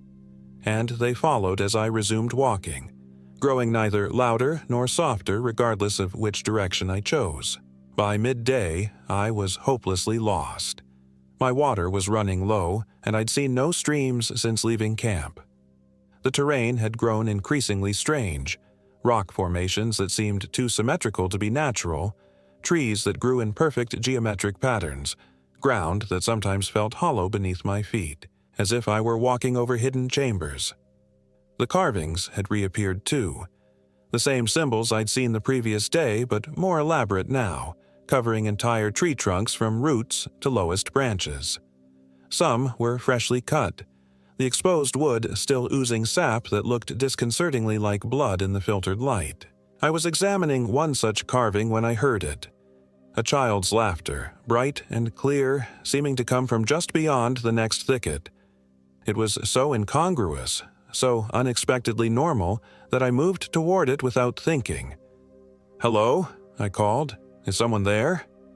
The laughter came again, followed by what sounded like running footsteps moving away from me. Without considering the wisdom of my actions, I followed, pushing through dense vegetation toward the sound. The underbrush suddenly opened onto another clearing, one much larger than where I'd camped. At its center stood a single massive tree, wider than any I'd seen in these woods. Its trunk was entirely covered with carvings, thousands of symbols spiraling from ground to canopy. But these weren't like the crude markings I'd seen before. These were intricate, deliberate, crafted with evident skill and purpose. No child was visible, but at the base of the great tree sat a man. He was dressed in contemporary hiking clothes, weathered but good quality, and he appeared to be in his 50s, with a silver-streaked beard and deeply tanned skin. He looked up as I entered the clearing, showing no surprise at my appearance. "About time," he said, his voice rough as if from disuse. "I was beginning to think you'd walk in circles forever." I stopped at the edge of the clearing, suddenly wary. Something about the man's posture seemed wrong. Too still, too patient, as if he'd been sitting in that exact position for a very long time. "Who are you?" I asked, not moving closer. He smiled, revealing teeth that were too white, too perfect. "A fellow traveler, like yourself. Carter's the name. Martin Carter. Been camping in these woods for, well, quite a while now." "Have you heard a child?" I asked. "I thought I heard laughter." Carter's smile widened slightly. "Ah, that'd be Lily. Don't mind her. She's shy around newcomers, always playing her games." He patted the ground beside him. "Come, sit. You look exhausted. Lost your way, I'm guessing." I remained where I was. My GPS isn't working and my compass is going haywire. I'm trying to get back to the main trail. Carter nodded sympathetically. Technology often fails in these parts. Something about the mineral content in the soil, they say, or maybe it's something else entirely. He winked as if we were sharing a joke. But I know these woods well. I can guide you back to civilization. Tomorrow, when the light's better.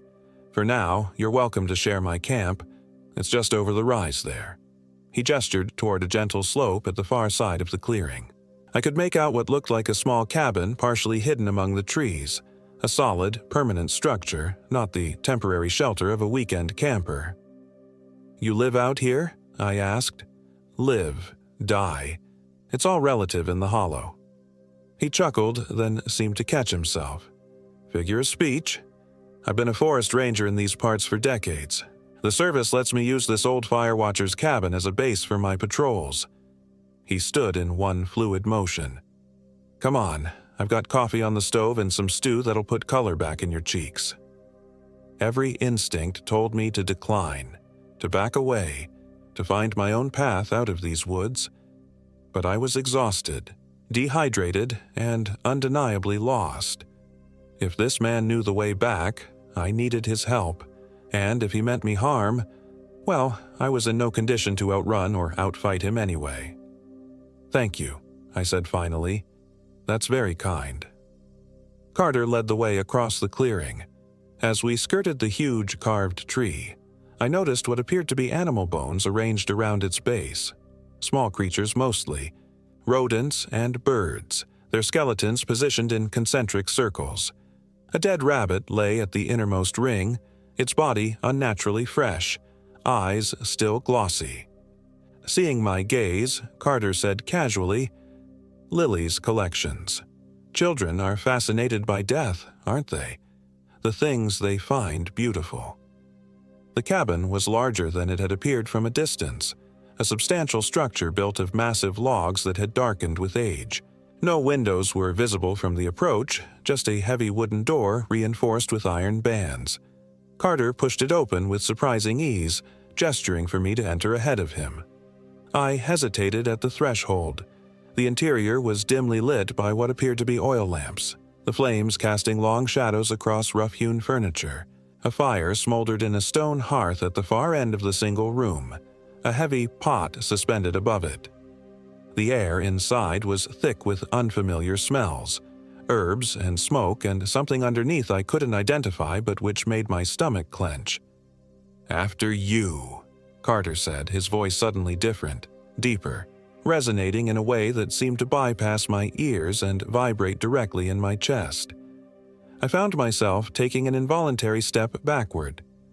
Actually, if you could just point me toward the main trail, I think I'd rather keep moving while there's still light.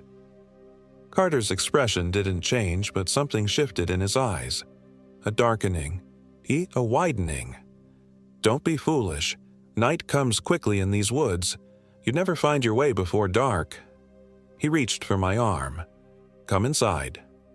I jerked away from his grasp and took another step back. As I did, I noticed something I'd missed before. A small handprint in dried blood on the doorframe, at about the height a child might reach.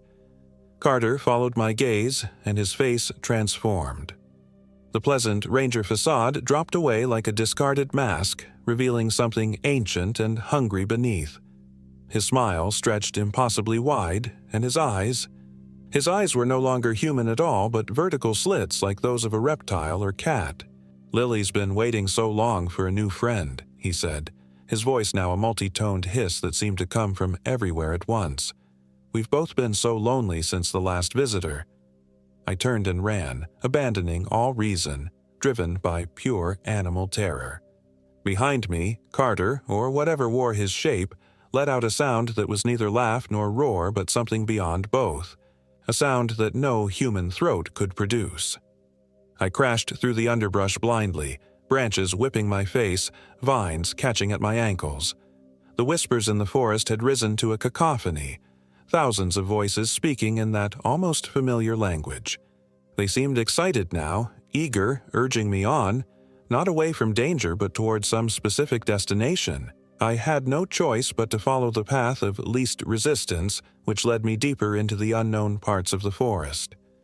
Trees closed in around me, their branches intertwining overhead to form a tunnel of vegetation.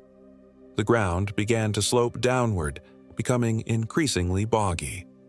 I was entering what had to be Tupelo Gum Pond, the swampy lowland I'd originally set out to find. Behind me, I could hear movement. Not the crash of someone running through brush, but a swift, silent progress that seemed to flow around obstacles rather than push through them. Whatever pursued me knew these woods intimately, was maybe part of them in some fundamental way I couldn't comprehend. The ground became sodden, my boots sinking ankle-deep with each step. Dark water pooled around ancient cypress knees, their shapes grotesquely anthropomorphic in the fading light. The whispers led me onward, toward the center of the swamp where the oldest trees grew. I was nearly spent, my legs burning, lungs heaving, when I stumbled into another clearing, if the small section of open water could be called that.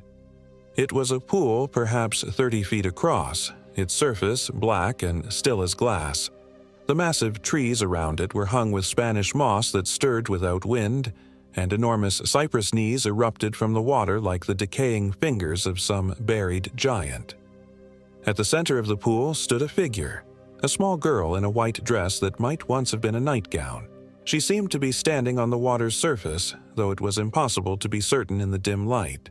Her back was to me, her dark hair hanging limp and wet to her waist. "Lily," I called, my voice breaking with exhaustion and fear. Slowly, very slowly, the figure began to turn. As she did, the whispers around me reached a crescendo, then cut off abruptly, leaving a silence so profound it felt like a physical pressure against my eardrums.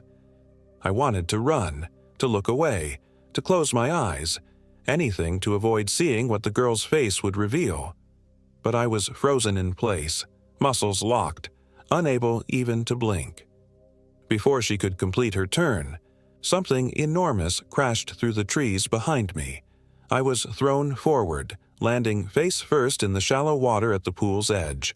As I struggled to rise, spitting out foul-tasting mud, I caught a glimpse of Carter, no longer even attempting to maintain a human appearance, grappling with something else, something huge and pale that moved too quickly to properly see, that seemed to be everywhere at once, its limbs distorting in impossible ways. I didn't stay to witness the outcome of that nightmarish battle.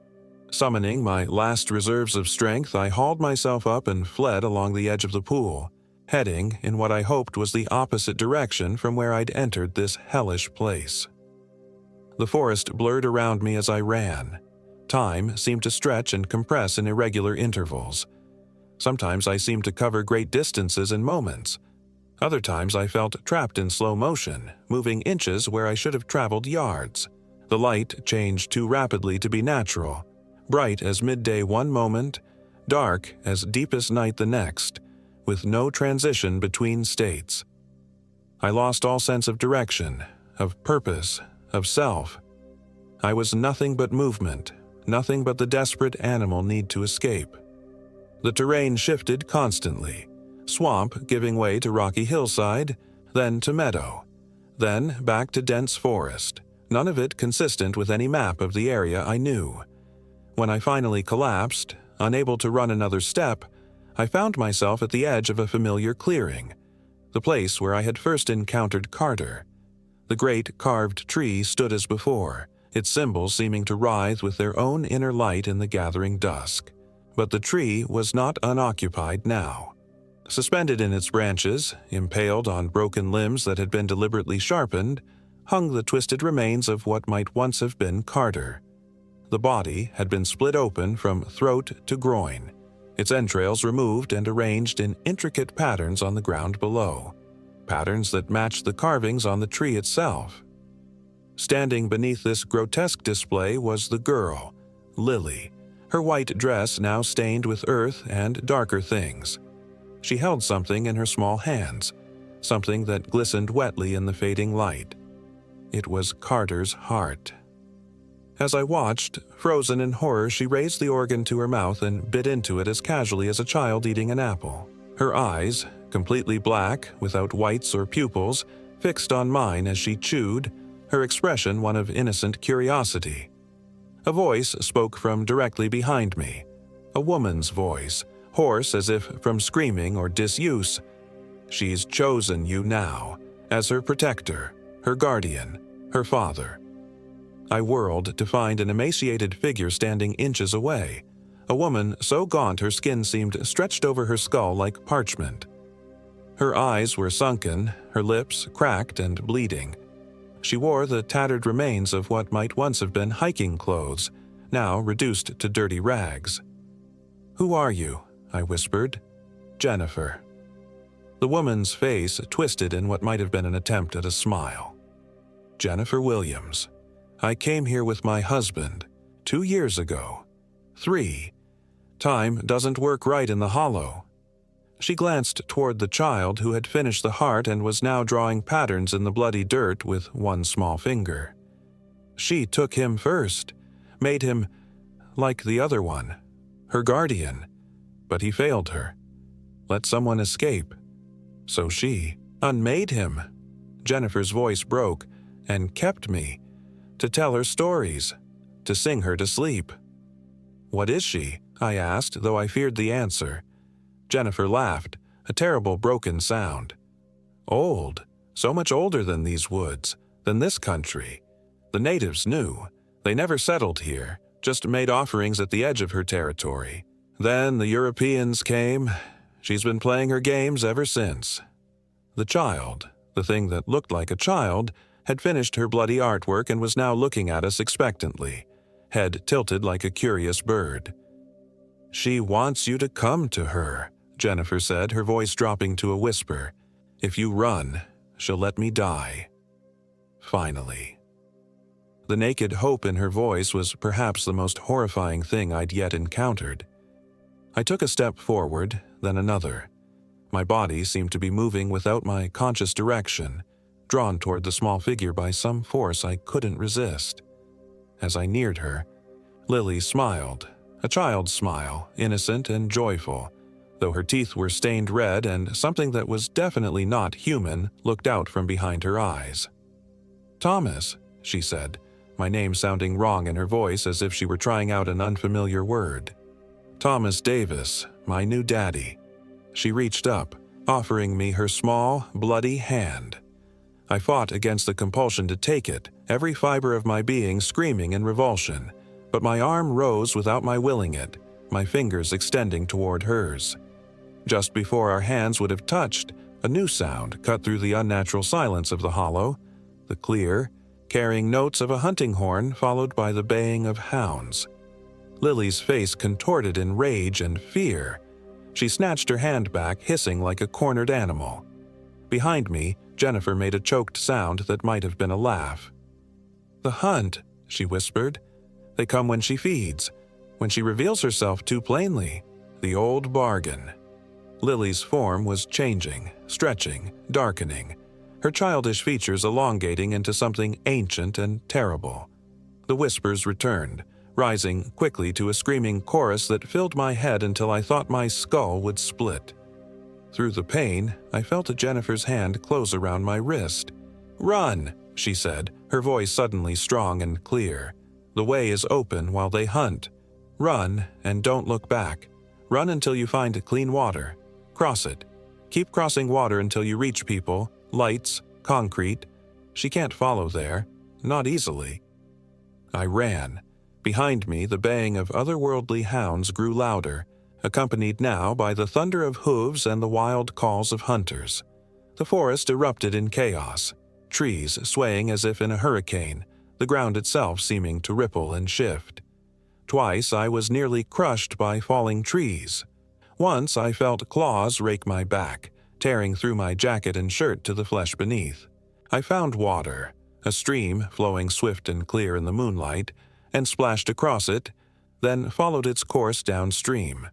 I crossed wherever the opportunity presented itself, putting as many running waters between me and the horror behind me as possible. The sounds of the hunt faded gradually, though the whispers remained at the edge of hearing. How long I ran, I cannot say. Time had lost all meaning, but eventually I stumbled upon a gravel road and followed it until I reached a small rural chapel with a single streetlight illuminating its modest parking lot. An old pickup truck sat there, the door unlocked, keys under the floor mat, as if left specifically for me. I drove until I reached a highway, then followed signs to the nearest town. I never returned for my car. I called a towing service from the motel room I rented and had them deliver it to my home in St. Louis. I told no one what happened. Who would believe me? I sought no treatment for the wounds on my back, which healed into scars shaped like symbols I refused to decipher. Sometimes, in the weeks and months that followed, I would wake in the night to find my room filled with whispers. Almost words, almost comprehensible. On those nights I would turn on every light, every electronic device, surround myself with the comforts and protections of modern life, and wait for dawn. 2 months after my escape, I saw her. Not in the forest, not in some remote location where the old powers might be expected to linger, but in a crowded shopping mall in suburban St. Louis. A small girl in a white dress holding the hand of a gaunt woman whose face I couldn't quite see. They stood motionless amid the flow of shoppers, both staring directly at me across the crowded atrium. By the time I pushed my way through the crowd to where they had been standing, they were gone. But on the floor was a small, perfect handprint, not in blood this time, but in what looked like black mud. Swamp mud. A week later, I found symbols carved into the door of my apartment, crude compared to those on the great tree, but unmistakably of the same origin. The next morning, my bathroom mirror revealed 3 parallel scratches across my back that hadn't been there when I went to sleep. Shallow, but positioned exactly atop the scars I'd received during my flight. I moved to Chicago after that, then to Denver, then Seattle. But no matter where I go, I find signs that she's found me again. A child's laughter just at the edge of hearing. Whispers in empty rooms. Symbols appearing on walls and windows that no one else seems to notice. Sometimes I dream of Jennifer Williams, her hollow eyes and desperate hope. In the dreams, she's trying to tell me something important, something I need to know to survive. But I always wake before she can finish. I dream of the hunt, too, of antlered figures on horseback pursuing something terrible through moonlit woods. In those dreams, I'm never sure which side I'm on, hunter or hunted.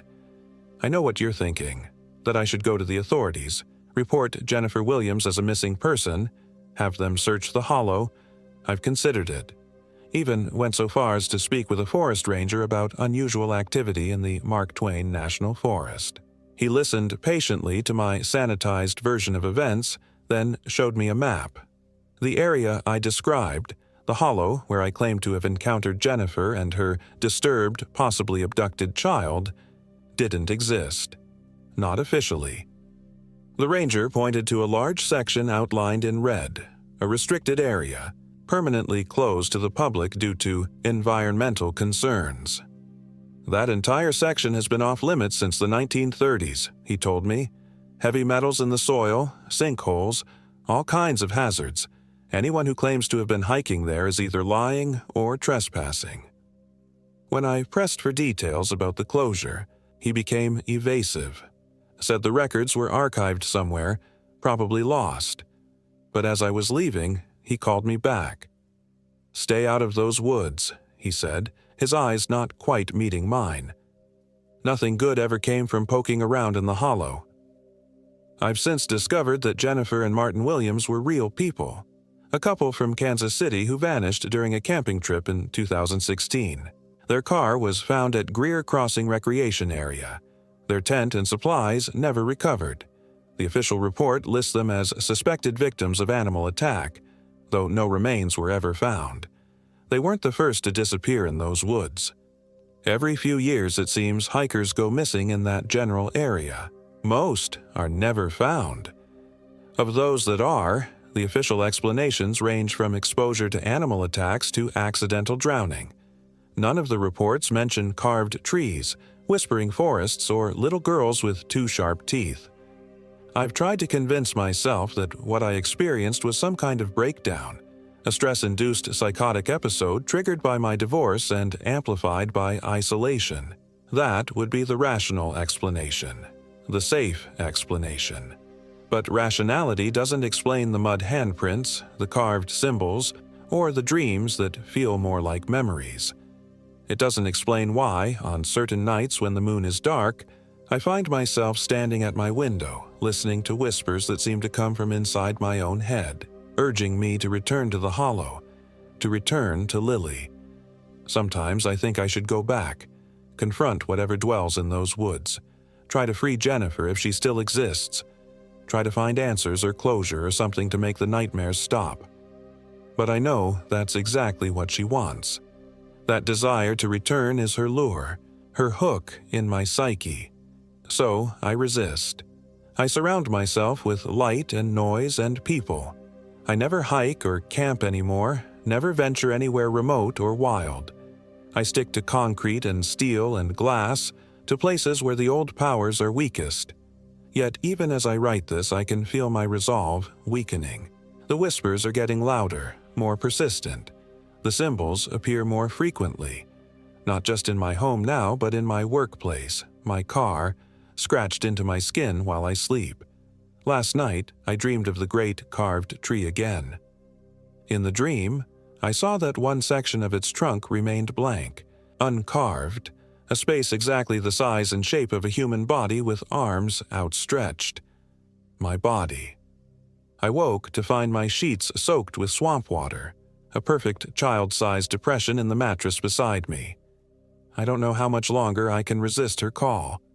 So I'm leaving this account, a warning, a confession, perhaps my last act of defiance against whatever ancient hunger dwells in the hollow of Tupelo Gum Pond. If you're reading this and you hike or camp in the Mark Twain National Forest, stay on the marked trails, stay in groups, and if you hear a child's laughter coming from deep in the woods, or whispers that seem to come from the trees themselves, run. Run until you find water. Cross it, and don't look back. And if you ever meet a little girl named Lily and her gaunt, hollow-eyed mother in those woods, pray to whatever gods might still listen that the hunt is not far behind.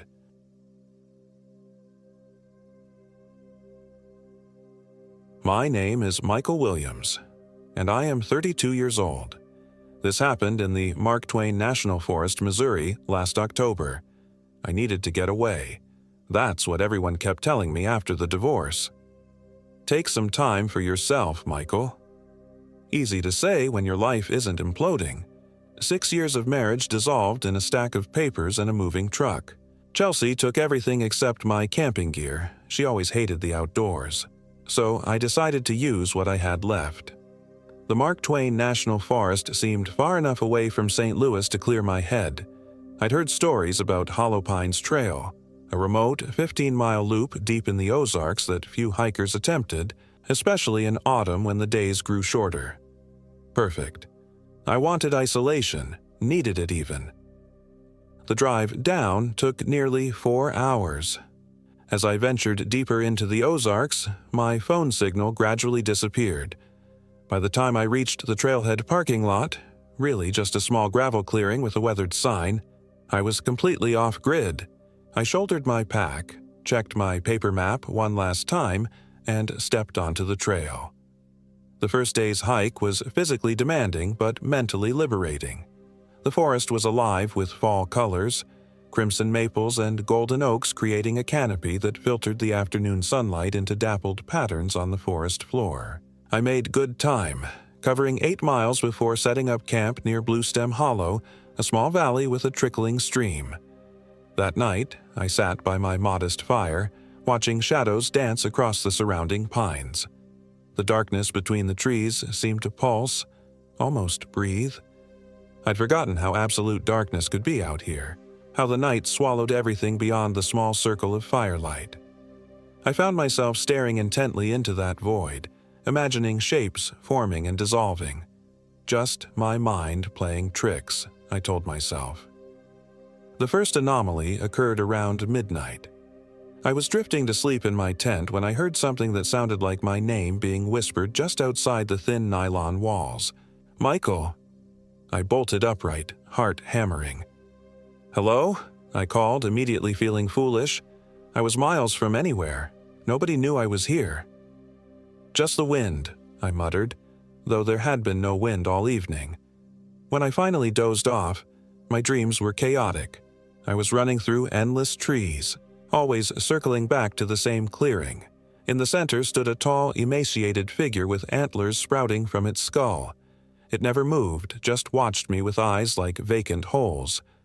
I woke before dawn, drenched in sweat despite the autumn chill. Something felt wrong. The forest was too quiet. No insects chirping, no nocturnal animals rustling in the underbrush. Just a heavy silence pressing against my eardrums. As I packed up camp, I noticed unusual markings carved into a nearby tree, crude symbols that resembled a stick figure with too many limbs. I told myself it was probably just some previous camper's boredom, but my fingers trembled slightly as I rolled up my sleeping bag. The second day on the trail grew increasingly disorienting. According to my map, I should have reached Miller's Ridge by noon, but the landmark never appeared. The path seemed to wind aimlessly, sometimes doubling back on itself. I checked my compass repeatedly, but it behaved erratically, the needle spinning without settling. "This doesn't make sense," I said aloud, my voice sounding hollow in the dense woods. By mid-afternoon, I was certain I was lost. The trail markers had become sparse, then non-existent. The terrain didn't match my map at all, but the strangest part was how the forest itself seemed to change around me. Trees I passed looked familiar, as if I was walking in circles, yet the landscape was constantly unfamiliar. When I stopped to rest, I noticed more of those crude symbols carved into trees, each slightly different, each seeming fresher than the last. I found myself obsessively photographing them with my dying phone, though I couldn't explain why. As daylight began to fade, panic set in. I needed to make camp, but every potential site felt wrong, exposed, watched. I finally settled on a small clearing near what appeared to be an old, dried-up creek bed. As I was setting up my tent, I discovered a small cairn of stacked stones that couldn't have occurred naturally. Someone had been here, deliberately placing these rocks. When I looked closer, I noticed a small object nestled between the stones. A tiny, crude doll made of twigs bound with what looked like human hair. I should have left it alone. Instead, I picked it up. The moment my fingers touched it, a sound like rushing wind filled my ears, though not a single leaf moved on the trees around me. The light seemed to drain from the sky all at once, plunging the forest into premature darkness. I dropped the doll, but the damage was done. Something had noticed me. That night was the longest of my life. I couldn't bring myself to sleep. Every sound, the crack of a branch, the rustle of leaves, sent adrenaline coursing through my veins. My flashlight beam cut through the darkness, casting long, distorted shadows that seemed to move independently of their sources. Around 3 a.m., I heard whistling. A jaunty, old-timey tune that had no place in these woods. It seemed to circle my campsite, never drawing closer but never fading entirely. I called out several times but received no answer except the continuation of that maddening melody. When dawn finally broke, I was hallucinating from exhaustion. The forest looked different in the pale morning light, older somehow, with trees I swore hadn't been there the night before. Massive, ancient pines towered over me, their trunks gnarled and twisted into impossible shapes. I packed quickly, abandoning any pretense of following my original route. My only goal now was to find my way out. I chose a direction that seemed to lead downhill, hoping it would eventually take me to a road or stream I could follow. After an hour of difficult hiking, I came across a small cabin nestled between two towering pines. It looked ancient, the log walls blackened with age, the small windows cloudy and cracked.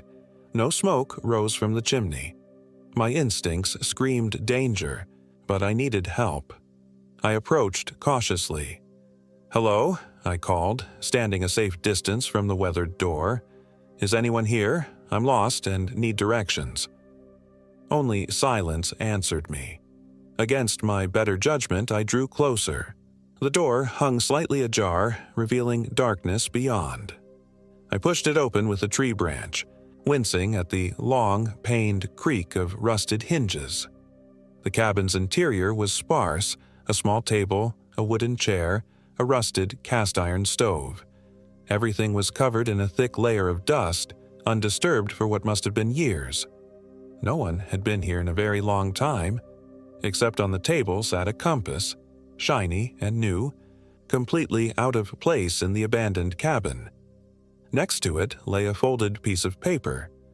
With trembling fingers, I unfolded it to find a hand-drawn map that was unmistakably of the surrounding area. A small X marked a location with the words "The Hollow" scrawled beside it. Most disturbing of all, my name was written at the bottom of the page. "Michael Williams. We've been waiting." I dropped the map as if it had burned me, backing away until I hit the wall. How could someone know I would be here? I hadn't told anyone my exact plans. I'd barely decided them myself. As I stood frozen in shock, a floorboard creaked in the small loft above me. I wasn't alone. I ran. I didn't bother grabbing the map or compass. I just ran, crashing through the underbrush, branches whipping my face and arms. I ran until my lungs burned and my legs threatened to give out beneath me. When I finally stopped, gasping for breath, I had no idea where I was. The forest looked the same in every direction, endless trees standing like silent sentinels. The daylight was already beginning to fade, though it couldn't have been later than midday. Something was very wrong with time in this forest. I forced myself to calm down and think rationally. I still had my original map and compass, though the latter continued to spin uselessly. Looking at the position of the sun, partially obscured by the canopy but still visible, I chose what I hoped was an easterly direction and started walking. After what felt like hours but might have been minutes, I emerged into a clearing unlike any natural formation I'd ever seen. Perfectly circular, about 50 feet in diameter, with not a single plant growing in the soil. At its center stood a crude altar made of piled stones, dark stains marring its surface. At the edges of the clearing, hanging from the lower branches of the surrounding trees, were hundreds of those same twig dolls I'd found earlier. They moved in unison as a sudden breeze swept through the clearing, their tiny limbs seeming to reach toward me. I should have turned back immediately. Instead, drawn by compulsion I couldn't explain, I approached the altar. Among the stones was a small leather-bound book, its cover worn and cracked with age. I picked it up and opened it. It was a journal, the handwriting neat and precise despite the yellowed pages. The first entry was dated 1879. October 12th, 1879. I have at last found the place the locals speak of in whispers. The Hollow Pines, they call it, where the old gods still walk. I came seeking knowledge and power. I fear I have found something far beyond my understanding. I flipped through the pages, reading entries that grew increasingly disturbed and incoherent. The writer described rituals performed at the stone altar, offerings made to entities they called the Watchers in the Trees. The final entry, dated nearly a month after the first, was a frantically scrawled warning. They are not gods. They are hungry. They wear the skin of those who worship them. If you are reading this, run. They already know your name. A twig snapped behind me. I whirled around to see a figure standing at the edge of the clearing. At first glance, it appeared to be an elderly man, tall and gaunt, dressed in what might have once been a park ranger's uniform, now tattered and stained. But as he stepped forward, I realized something was profoundly wrong with his proportions. His limbs were too long, joints bending in impossible ways. His movements were fluid, yet wrong, like someone wearing a suit they hadn't quite figured out how to move in. But it was his face that turned my blood to ice. It was expressionless, waxy, with eyes that reflected no light. Not like a mask, but like skin stretched too tight over something that wasn't a human skull. "We've been waiting for you, Michael," he said, his voice a dry whisper that seemed to come from everywhere at once. "You're just in time for the gathering." I dropped the journal and ran for the gap in the trees furthest from the figure. Behind me, I heard movement, not just from one pursuer, but many, crashing through the underbrush with inhuman speed. Night fell instantly, as if someone had flipped a switch. One moment there was filtered daylight, the next, absolute darkness. I fumbled for my flashlight, but even its beam seemed feeble against the unnatural blackness. The forest was alive with movement now. Shapes flitted between trees, some low to the ground like animals, others tall and spindly, moving with a jerking gait. Whispers surrounded me, a cacophony of voices speaking words I couldn't quite make out but somehow understood were terrible. I ran blindly, and my only thought to put distance between myself and whatever was behind me. The terrain grew steeper, rockier. I was climbing now, hoping elevation might give me some advantage, some perspective on how to escape this nightmare. The moon rose, impossibly large and red, casting an eerie glow over the landscape. By its light, I could see I was ascending a rocky outcrop that rose above the tree line. Far below, the forest stretched in every direction, a dark sea with no shore in sight.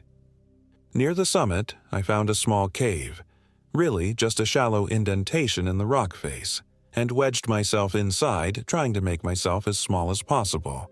I switched off my flashlight, though darkness was poor concealment from things that thrived in it. From my vantage point, I could see movement in the forest below. Shapes converged, flowing like a dark tide toward what must have been the circular clearing, the gathering the Knot Ranger had mentioned. Hours passed. I drifted in and out of consciousness, jerking awake at every sound. The temperature dropped drastically, my breath fogging in the frigid air.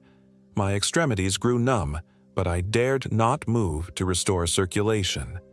Dawn should have come, but didn't. The red moon remained fixed in the sky, defying natural law. Just as I was beginning to think I might survive until morning, I heard a voice, a human voice, calling my name. "Michael? Michael, is that you up there? Thank God I found you." I peered out from my hiding place to see a woman standing on the path below, illuminated by a powerful flashlight. She wore a park ranger's uniform, a real one, not the mockery the other creature had worn. "I'm Sarah Lewis, forest ranger," she called up. "We got an alert that your car had been at the trailhead too long. Are you hurt?" I wanted to believe it was real, but after what I'd seen, I hesitated. "How did you find me?" I called down, not moving from my shelter. "We have protocols for lost hikers," she replied. "Look, it's not safe up there. That rock face is unstable. Come down and I'll get you back to the ranger station." Something about her voice seemed off, a slight echo, as if two voices were speaking in perfect unison. "Show me your identification," I demanded. She sighed, reaching for something on her belt, but instead of producing a badge, her arm extended far beyond human limitations, stretching upward toward my position like elastic. I screamed, pushing myself deeper into the crevice as her distorted hand scrabbled at the entrance, fingers lengthening into claw-like appendages that scraped against the stone mere inches from my face. "Come out, Michael," the thing using Sarah's voice said, all pretense of humanity gone from its tone. "The gathering cannot begin without you. You're the guest of honor." I kicked at the reaching hand, connecting solidly. There was a sound like breaking branches, and the appendage withdrew, accompanied by an inhuman shriek of pain. From below came sounds of frustration and anger, not just from one entity but many. Looking out, I saw dozens of figures now gathered at the base of the outcrop, all staring up at me with reflective eyes.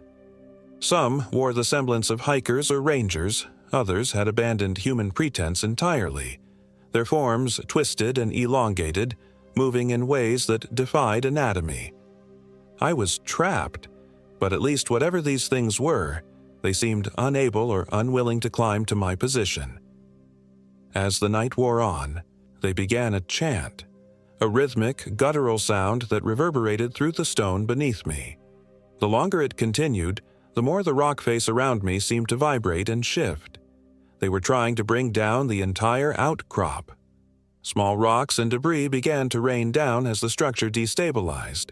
I had minutes at most before my shelter collapsed, sending me tumbling into the waiting crowd below.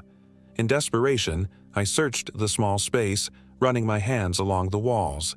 My fingers found a crevice that extended deeper than it first appeared, a narrow tunnel leading back into the heart of the rocky formation. It was barely wide enough for me to squeeze through, but I had no choice. I used my flashlight to investigate the passage. It extended about 20 feet before opening into a slightly larger chamber. Without options, I began to wriggle through, scraping my shoulders and back against the rough stone. The passage was suffocatingly tight. Several times I became stuck, panic rising in my chest as I fought to push forward. Behind me, I could hear the larger cave entrance collapsing, sealing off my retreat. When I finally emerged into the inner chamber, what I found defied explanation. The space was larger than should have been possible within the outcrop, an enormous cavern with a high, domed ceiling. The walls were covered in primitive paintings depicting tall, spindly figures looming over human supplicants. In the center of the chamber stood a stone pedestal, and on it rested an object that seemed to absorb the beam of my flashlight, a small statue carved from some black material, depicting a creature with too many limbs and antlers sprouting from an elongated head. The statue was identical to the figure from my dream the first night. As my light fell upon it, whispers filled the chamber, seemingly coming from the stone itself. The air grew thick and difficult to breathe, taking on the smell of wet earth and decay. The ground beneath my feet trembled, not from the entities chanting outside, but from something moving deep below. The entire cavern was shaking now, dust and small stones raining from the ceiling. I turned to flee, only to find the passage I'd entered through had vanished, replaced by smooth stone wall. I was sealed in. The pedestal at the center of the room began to sink into the floor, taking the statue with it.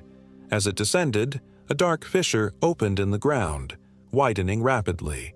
From within emerged a smell so foul it made me gag, the stench of rot and stagnant water and something else, something ancient and wrong. Long, skeletal fingers gripped the edge of the opening, each digit the length of my forearm tipped with a curved, yellowed claw. Something was climbing out. I pressed myself against the wall, searching frantically for any escape. My flashlight beam revealed a narrow crack high up near the ceiling, possibly another passage. Below it, the cave wall was rough enough to possibly climb. With the sounds of something massive emerging from the pit behind me, I began to scale the wall, fingers and toes searching desperately for holds in the stone. My muscles screamed in protest, adrenaline the only thing keeping me moving upward. I was halfway to the crevice when my flashlight, clutched awkwardly in my mouth, illuminated something that made me freeze. The crack I was climbing toward wasn't empty. Something was already there, watching me with gleaming eyes. As I stared, paralyzed with terror, more eyes blinked open around it. The entire upper portion of the wall was alive with creatures, wedged into every crevice and fissure, all watching my ascent with hungry anticipation.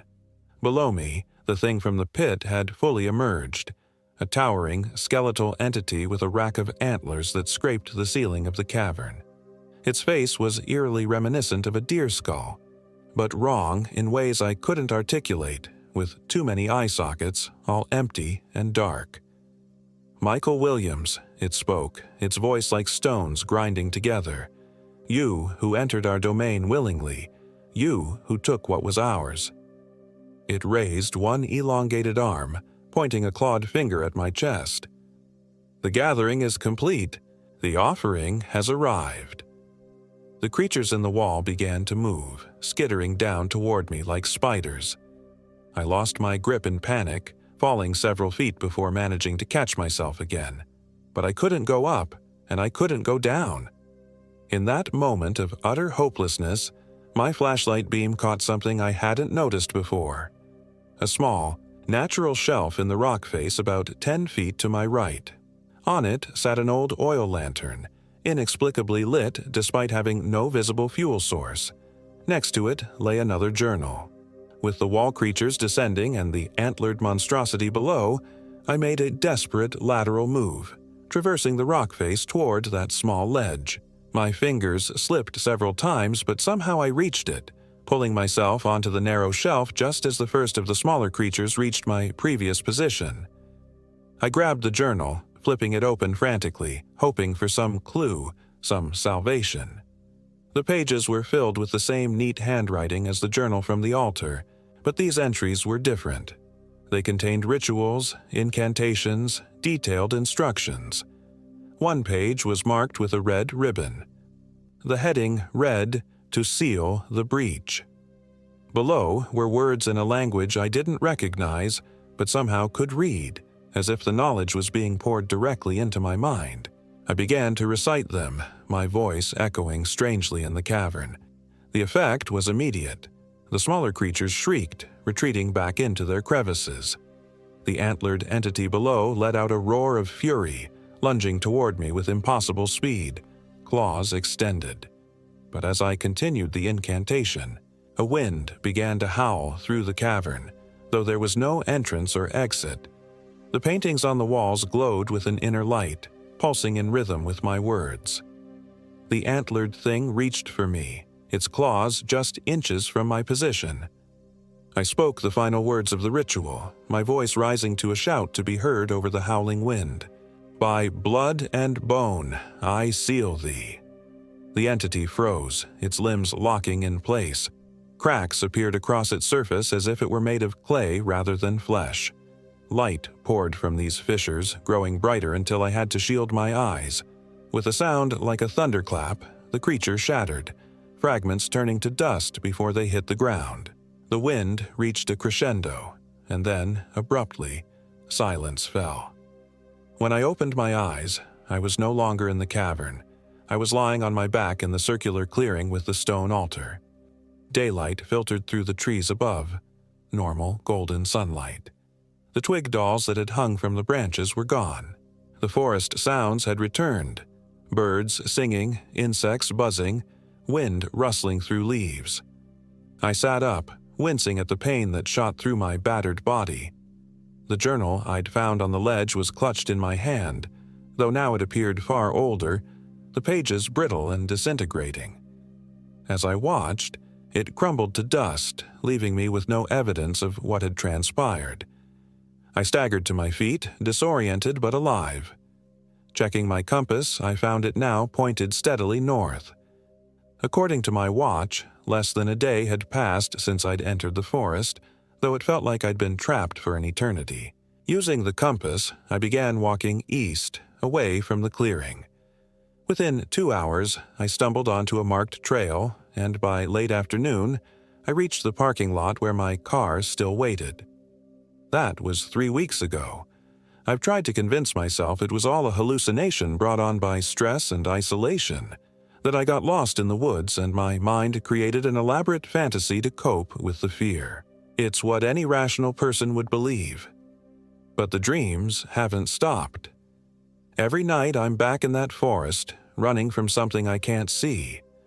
Sometimes I hear whispers just at the edge of hearing.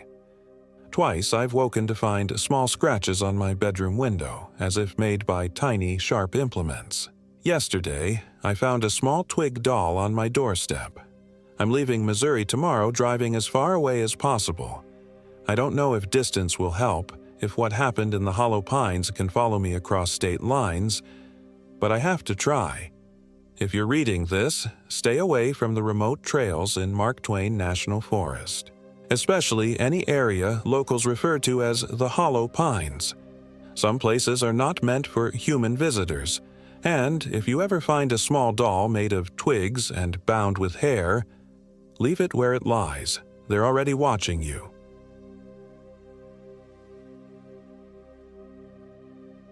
My name is James Anderson, and I am 34 years old. This happened in the Mark Twain National Forest, Missouri, last October. The afternoon sun filtered through the autumn canopy as I shouldered my backpack, making final adjustments to the straps. My dog, Ranger, a German shepherd with intelligent eyes and a loyal disposition, paced eagerly at the trailhead. We'd been planning this 3-day hiking trip for weeks, my attempt to disconnect from technology and the crushing pressure of my recent divorce. "Ready, boy?" I asked, and Ranger's tail wagged in anticipation. The Mark Twain National Forest stretched before us, its dense woods painted in brilliant reds and golds. We were starting at the Devil's Backbone Wilderness area, a remote section near Ozark County that I'd researched extensively. The trails were supposed to be challenging but manageable for experienced hikers. The first mile passed pleasantly enough. The crisp October air filled my lungs, and the rhythmic crunch of leaves beneath my boots soothed my frayed nerves. Ranger trotted ahead, occasionally glancing back as if to ensure I was still following. The deeper we ventured into the forest, the more the sounds of civilization faded, replaced by the gentle rustle of wind through the trees and distant bird calls. By late afternoon, the temperature began to drop. According to my map, we were approaching a clearing suitable for camping, about 7 miles from where we'd started. As we rounded a bend in the trail, the trees opened to reveal a small meadow bordered by a shallow creek. Perfect. "Home for the night, Ranger," I said, dropping my pack.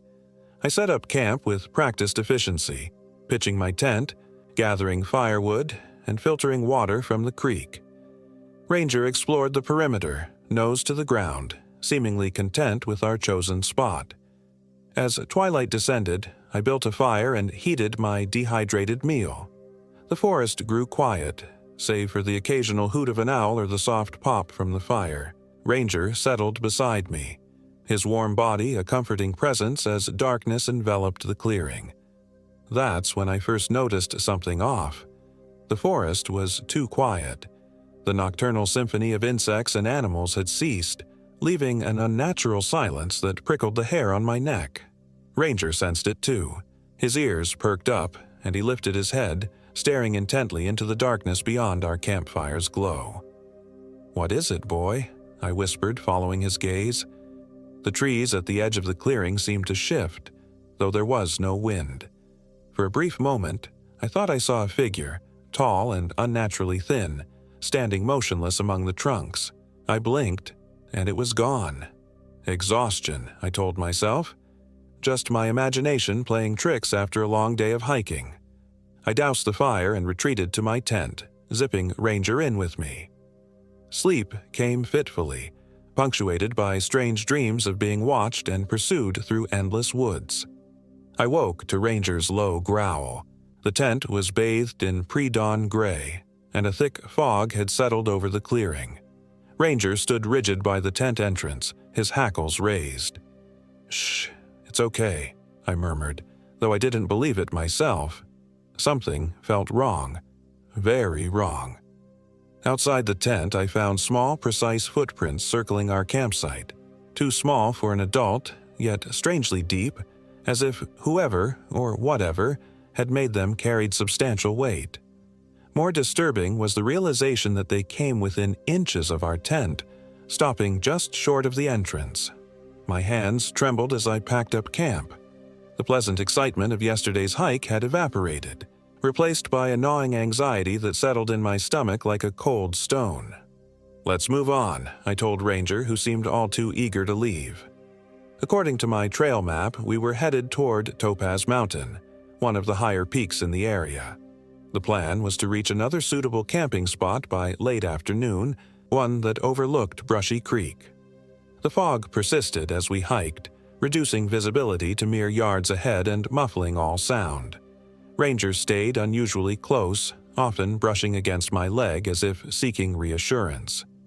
By midday, the fog had lifted somewhat, though the sky remained overcast. We stopped for lunch near a small pond, its surface mirror-still and reflecting the gray sky above. As I ate my energy bar, I noticed something peculiar about the pond. Despite the lack of wind, Ripples occasionally disturbed the surface, emanating from the center as if something moved beneath. Ranger refused to drink from it, instead pacing nervously at the edge of the clearing. "Smart boy," I said, ruffling his fur. We moved on quickly. The afternoon brought new concerns. First, my GPS device began to malfunction, showing our position jumping erratically across the map. Then my watch stopped at 3:17 p.m., though I couldn't be certain of the actual time with the overcast sky obscuring the sun's position. More troubling were the trees.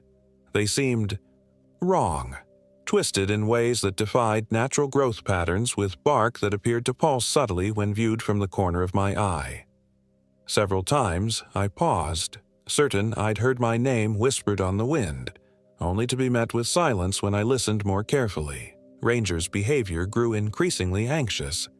He would freeze suddenly, staring into the dense undergrowth or up at the canopy, a low whine escaping his throat. Once, he barked sharply at what appeared to be an ordinary boulder, until I looked closer and realized the moss-covered stone bore an uncanny resemblance to a crouched, humanoid figure. By late afternoon, I knew we were lost. The trail had grown faint, eventually disappearing altogether among the increasingly dense trees. My malfunctioning GPS was useless, and the overcast sky prevented navigation by the sun. Still, I pressed on, hoping to find recognizable terrain or another trail. Instead, we found the cabin. It appeared suddenly through a break in the trees, a small, crude structure of weathered logs that seemed impossibly old, yet somehow maintained. No smoke rose from its stone chimney, and the single window was dark, reflecting nothing but the gathering gloom of evening. "Hello?" I called, approaching cautiously. Ranger hung back, his tail tucked between his legs. "Is anyone there?" No response came, yet I couldn't shake the feeling of being observed. The cabin door was ajar, swinging slightly in a breeze I couldn't feel. Against my better judgment, desperation for shelter overrode my caution. "Wait here," I told the ranger, securing his leash to a nearby tree. He whined pitifully as I approached the cabin, his distress obvious, but I needed to know if the structure was safe. With night approaching and no clear trail to follow, our options were limited. The door creaked as I pushed it open. The interior was Spartan. A small table, a single chair, a narrow bed in the corner, and a stone fireplace that dominated one wall. Everything was covered in a fine layer of dust, yet there were no cobwebs or signs of animal intrusion. The cabin felt preserved, as if time had forgotten this place existed. On the table sat a leather-bound journal, its pages yellowed with age. Beside it, a kerosene lamp that looked full and functional. With trembling hands, I lit the lamp, then turned my attention to the journal. The handwriting was cramped and frantic, dating back to 1889. The journal belonged to a man named Ezekiel White, who described himself as a prospector seeking silver in these hills. The early entries were mundane. Details of his search, complaints about the weather, notes about local wildlife. Then the entries changed. October 15th, 1889. Heard the singing again last night. Beautiful woman's voice coming from the direction of the old sycamore grove. Followed it for nearly an hour, but never seemed to get closer. When the moon slipped behind clouds, the singing stopped. Returned to cabin to find my tools arranged in a circle on the floor. Must have been a draft that knocked them over. October 17th, 1889. Saw her today. Standing by the creek, long black hair hanging past her waist, white dress soaked at the hem. Didn't see her face. Called out, but she walked into the water and disappeared. Water only ankle deep. Impossible. October 20th, 1889. She's outside the cabin every night now, standing just beyond the light from my window. I've nailed the door shut, running low on food. Her singing never stops. October 23rd, 1889. Her name is Eliza Blackwood.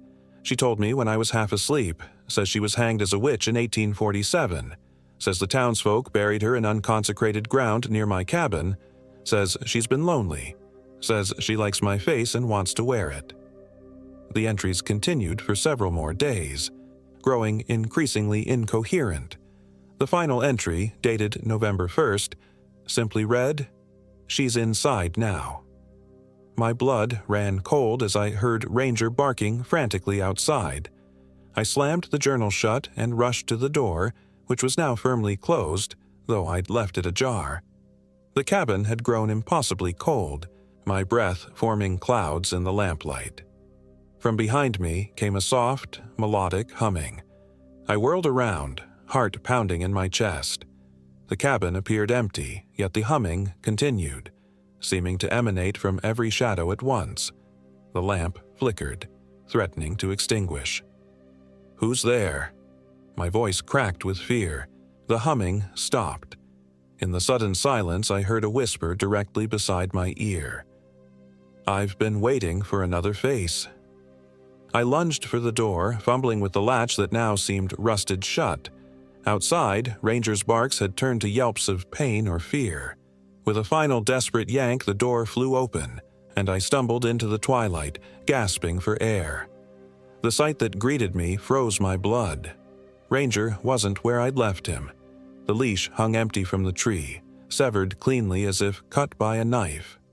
Beyond the cabin, standing at the edge of the clearing, was a woman in a white dress, her back to me, long black hair swaying gently though there was no breeze.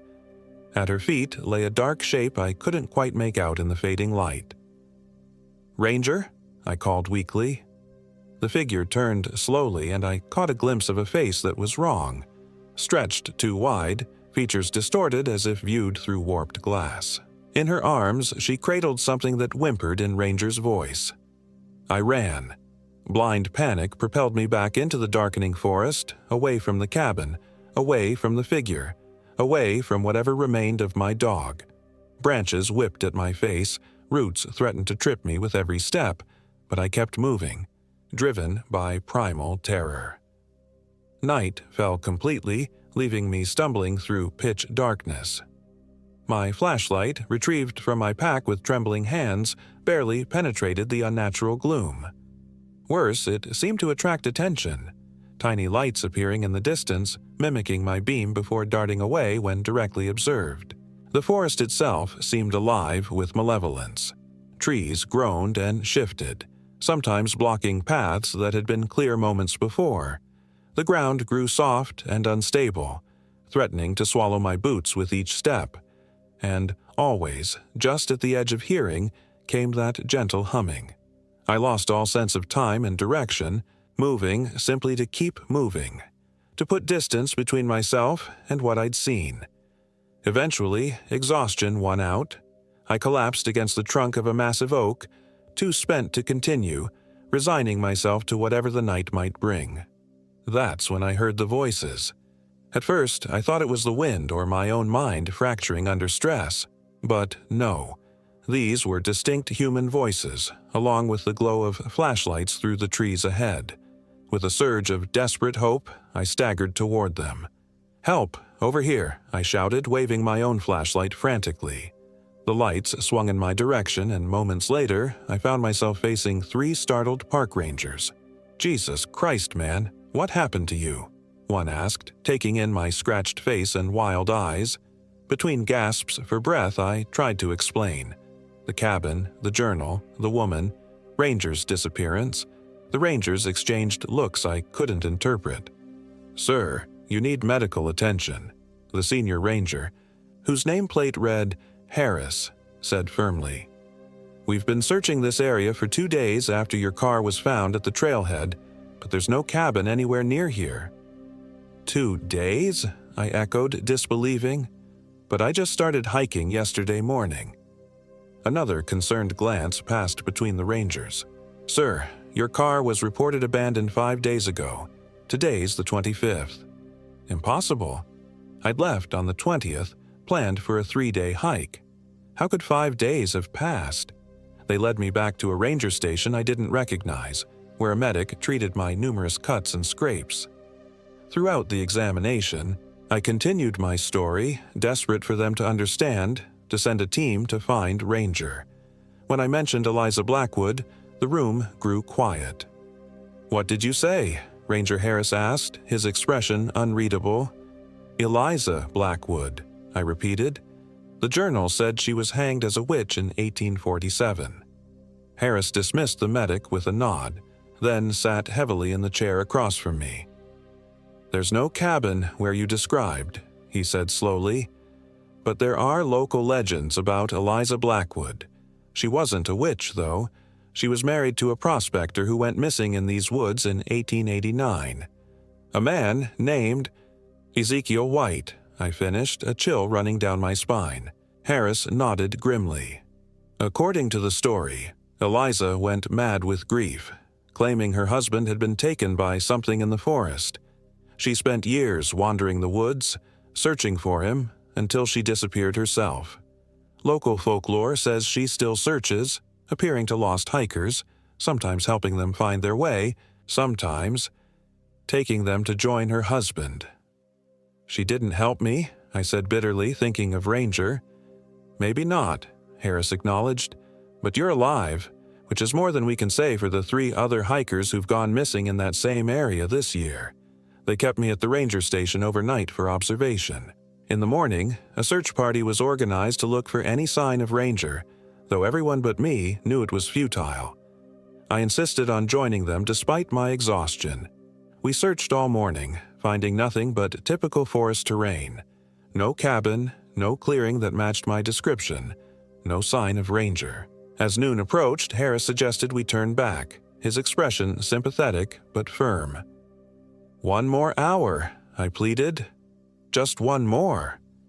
He relented, and we pressed on, following a small creek that tumbled over mossy rocks. The October sun filtered through the canopy, creating dappled patterns that shifted with the breeze. A beautiful scene that now filled me with dread rather than peace. It was one of the junior rangers who found it, a small patch of disturbed earth near the base of a massive sycamore tree. As we gathered around, he carefully brushed away the loose soil to reveal a scrap of fabric, white and weathered, yet somehow preserved. "Don't touch it," Harris warned, but it was too late. The junior ranger had lifted the fabric, revealing what lay beneath, a silver locket, tarnished with age but intact. With trembling fingers, the young ranger opened it, revealing 2 portraits inside, a solemn-faced man with a thick beard, and a young woman with dark hair and eyes that seemed to hold me even from the faded daguerreotype. "Put it back," Harris ordered sharply. "Cover it up." But as the ranger moved to comply, a gust of wind swept through the clearing, stronger than natural, sending the fabric scrap spiraling upward. For a moment, it seemed to hover in the air, forming the distinct shape of a woman's silhouette before dissipating.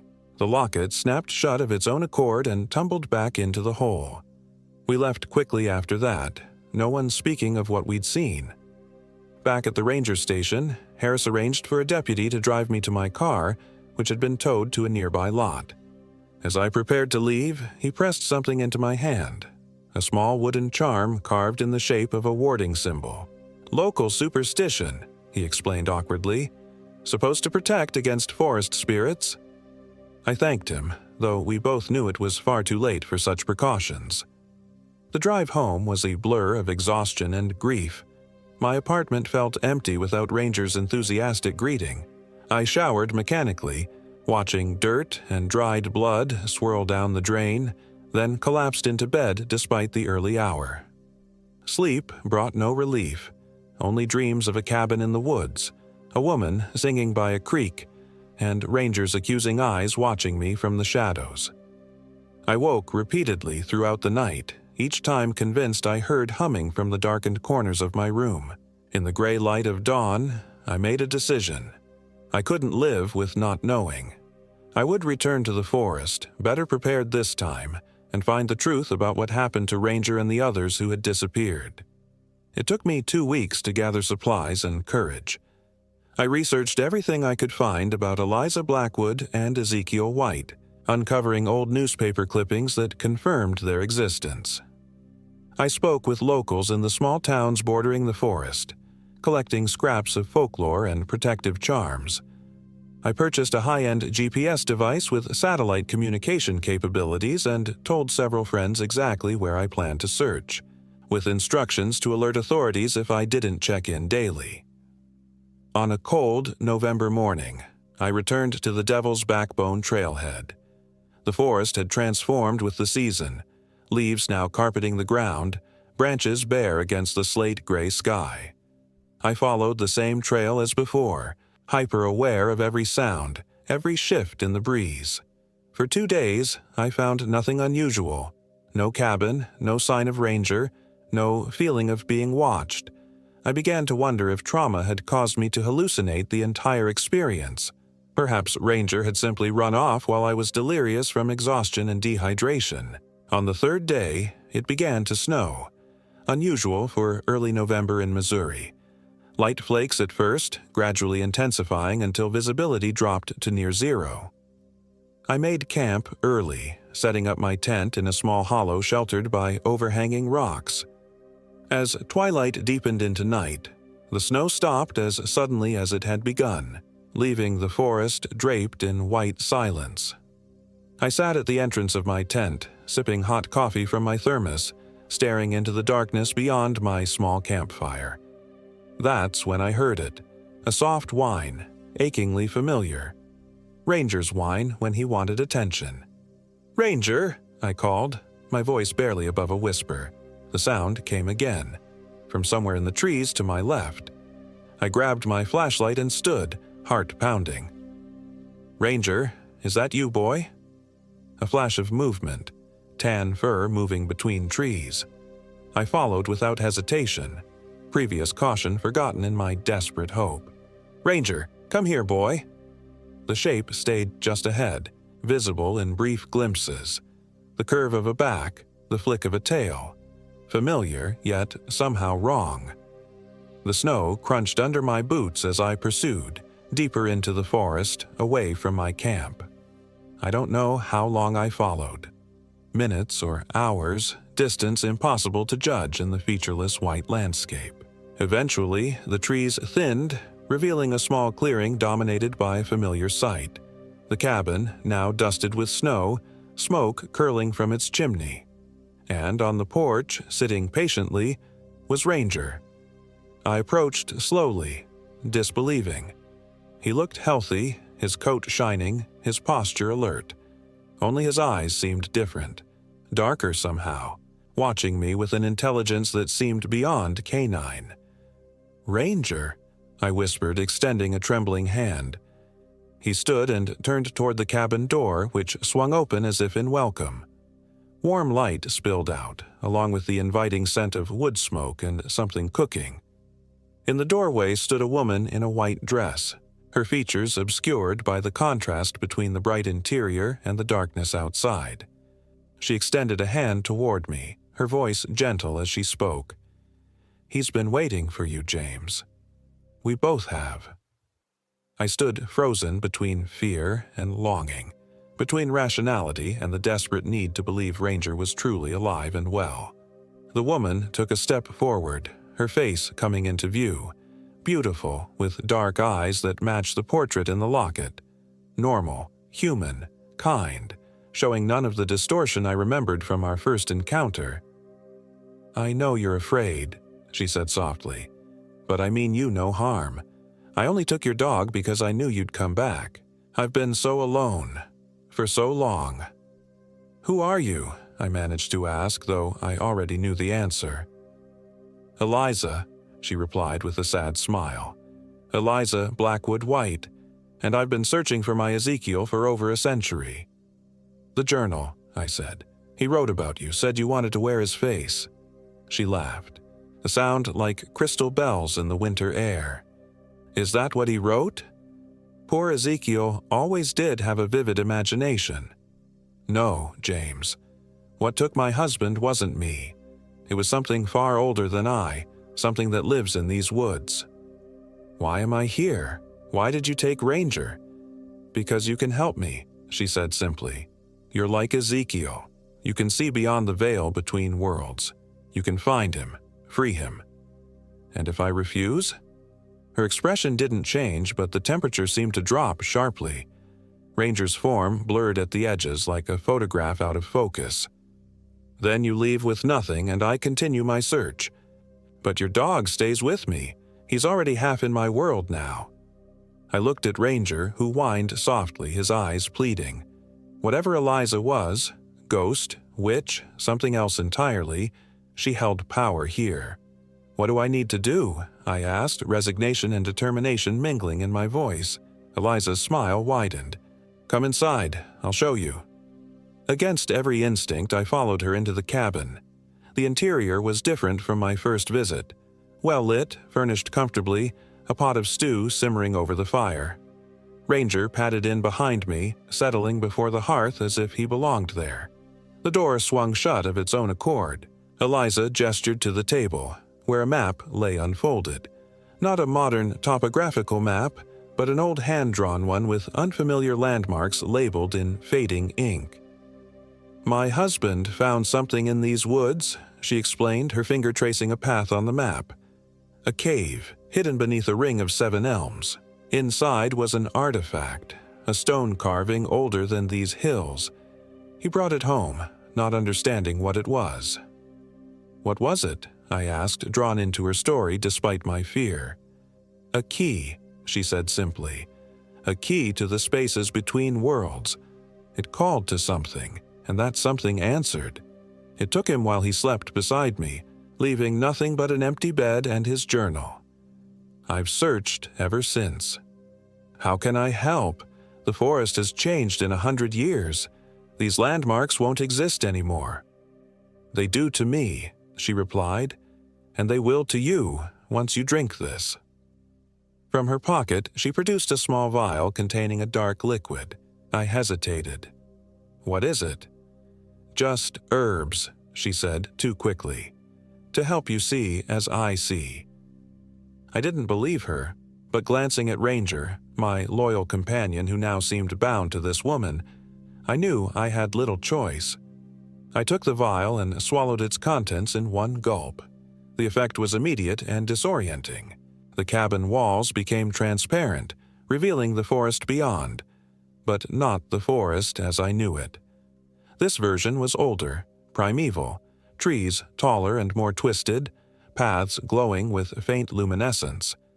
Scattered throughout were thin spots like tears in reality through which I glimpsed elsewhere, places that couldn't exist in our world. Eliza, too, had changed. Her form flickered between the beautiful woman and something more spectral.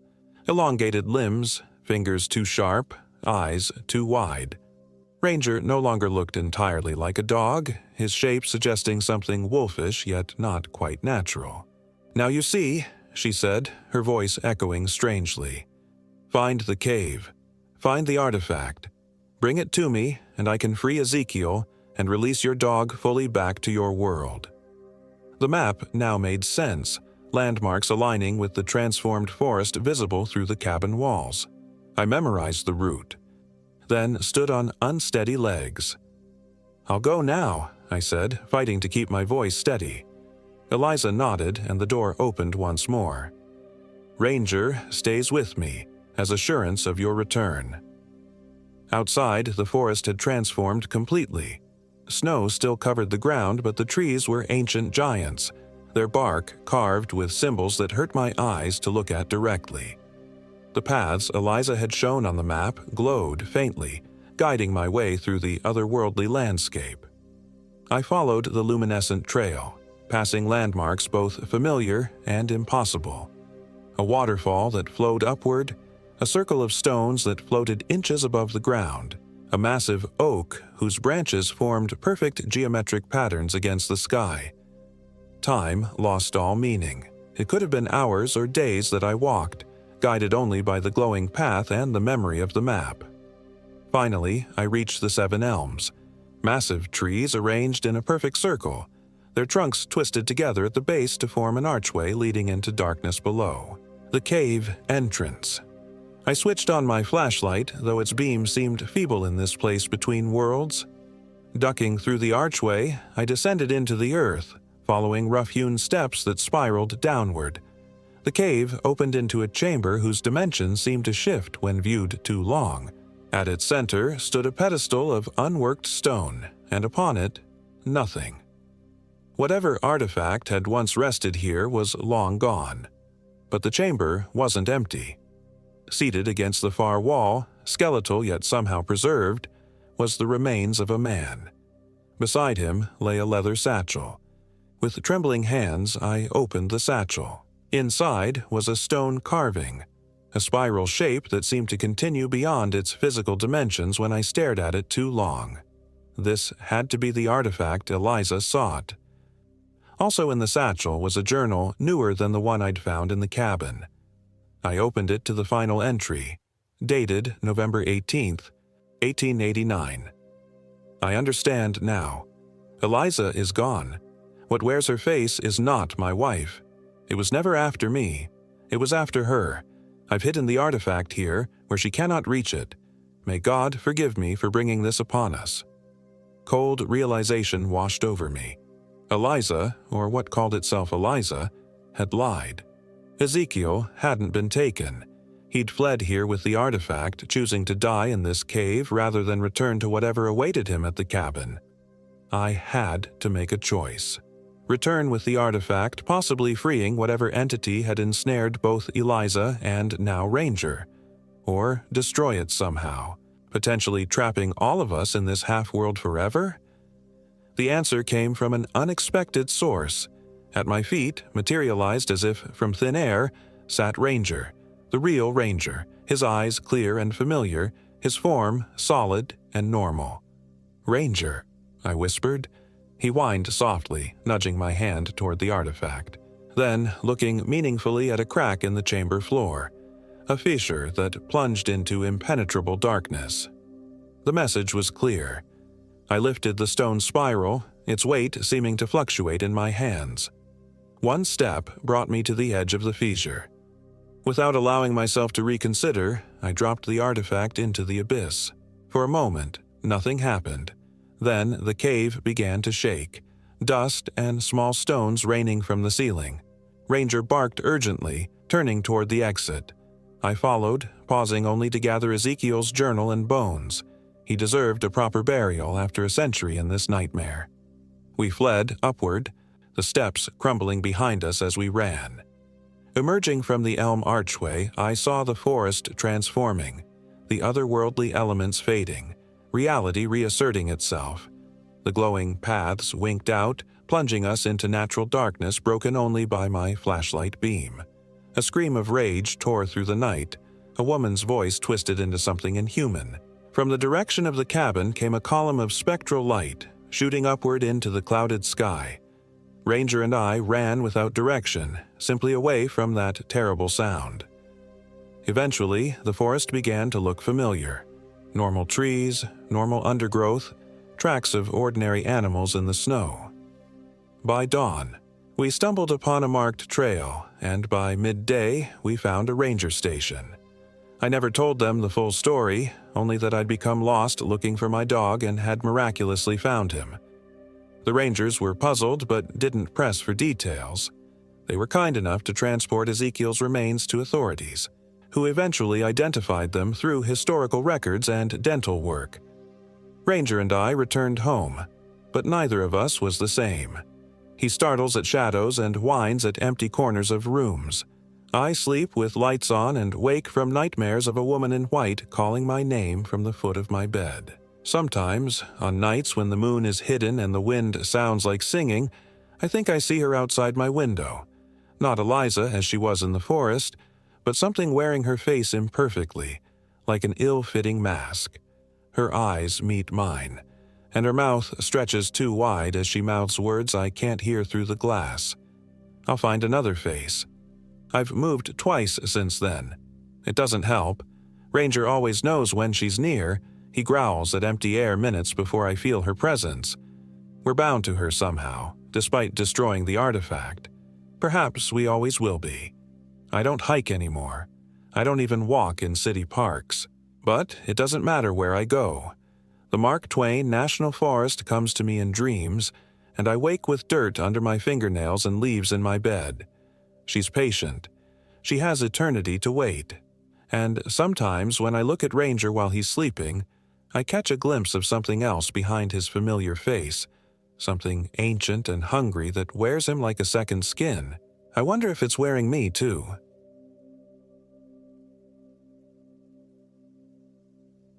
My name is Rachel Rogers, and I am 32 years old. This happened in the Mark Twain National Forest, Missouri, last October.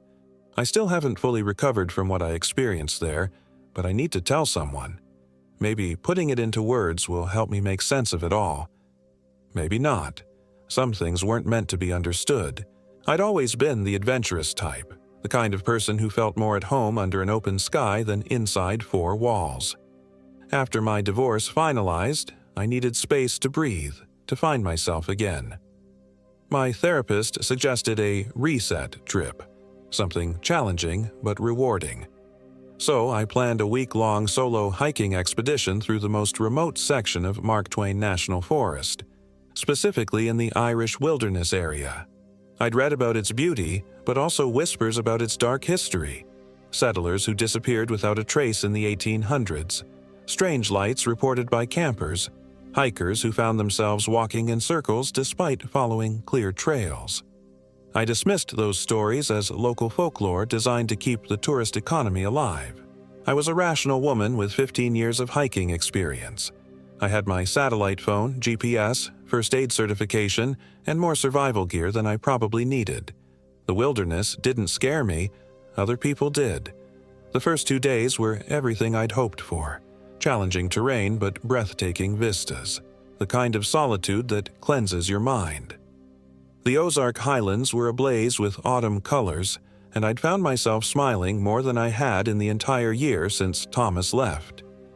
The nights were cold but manageable in my four-season tent, and I'd even spotted a family of deer on the morning of the second day.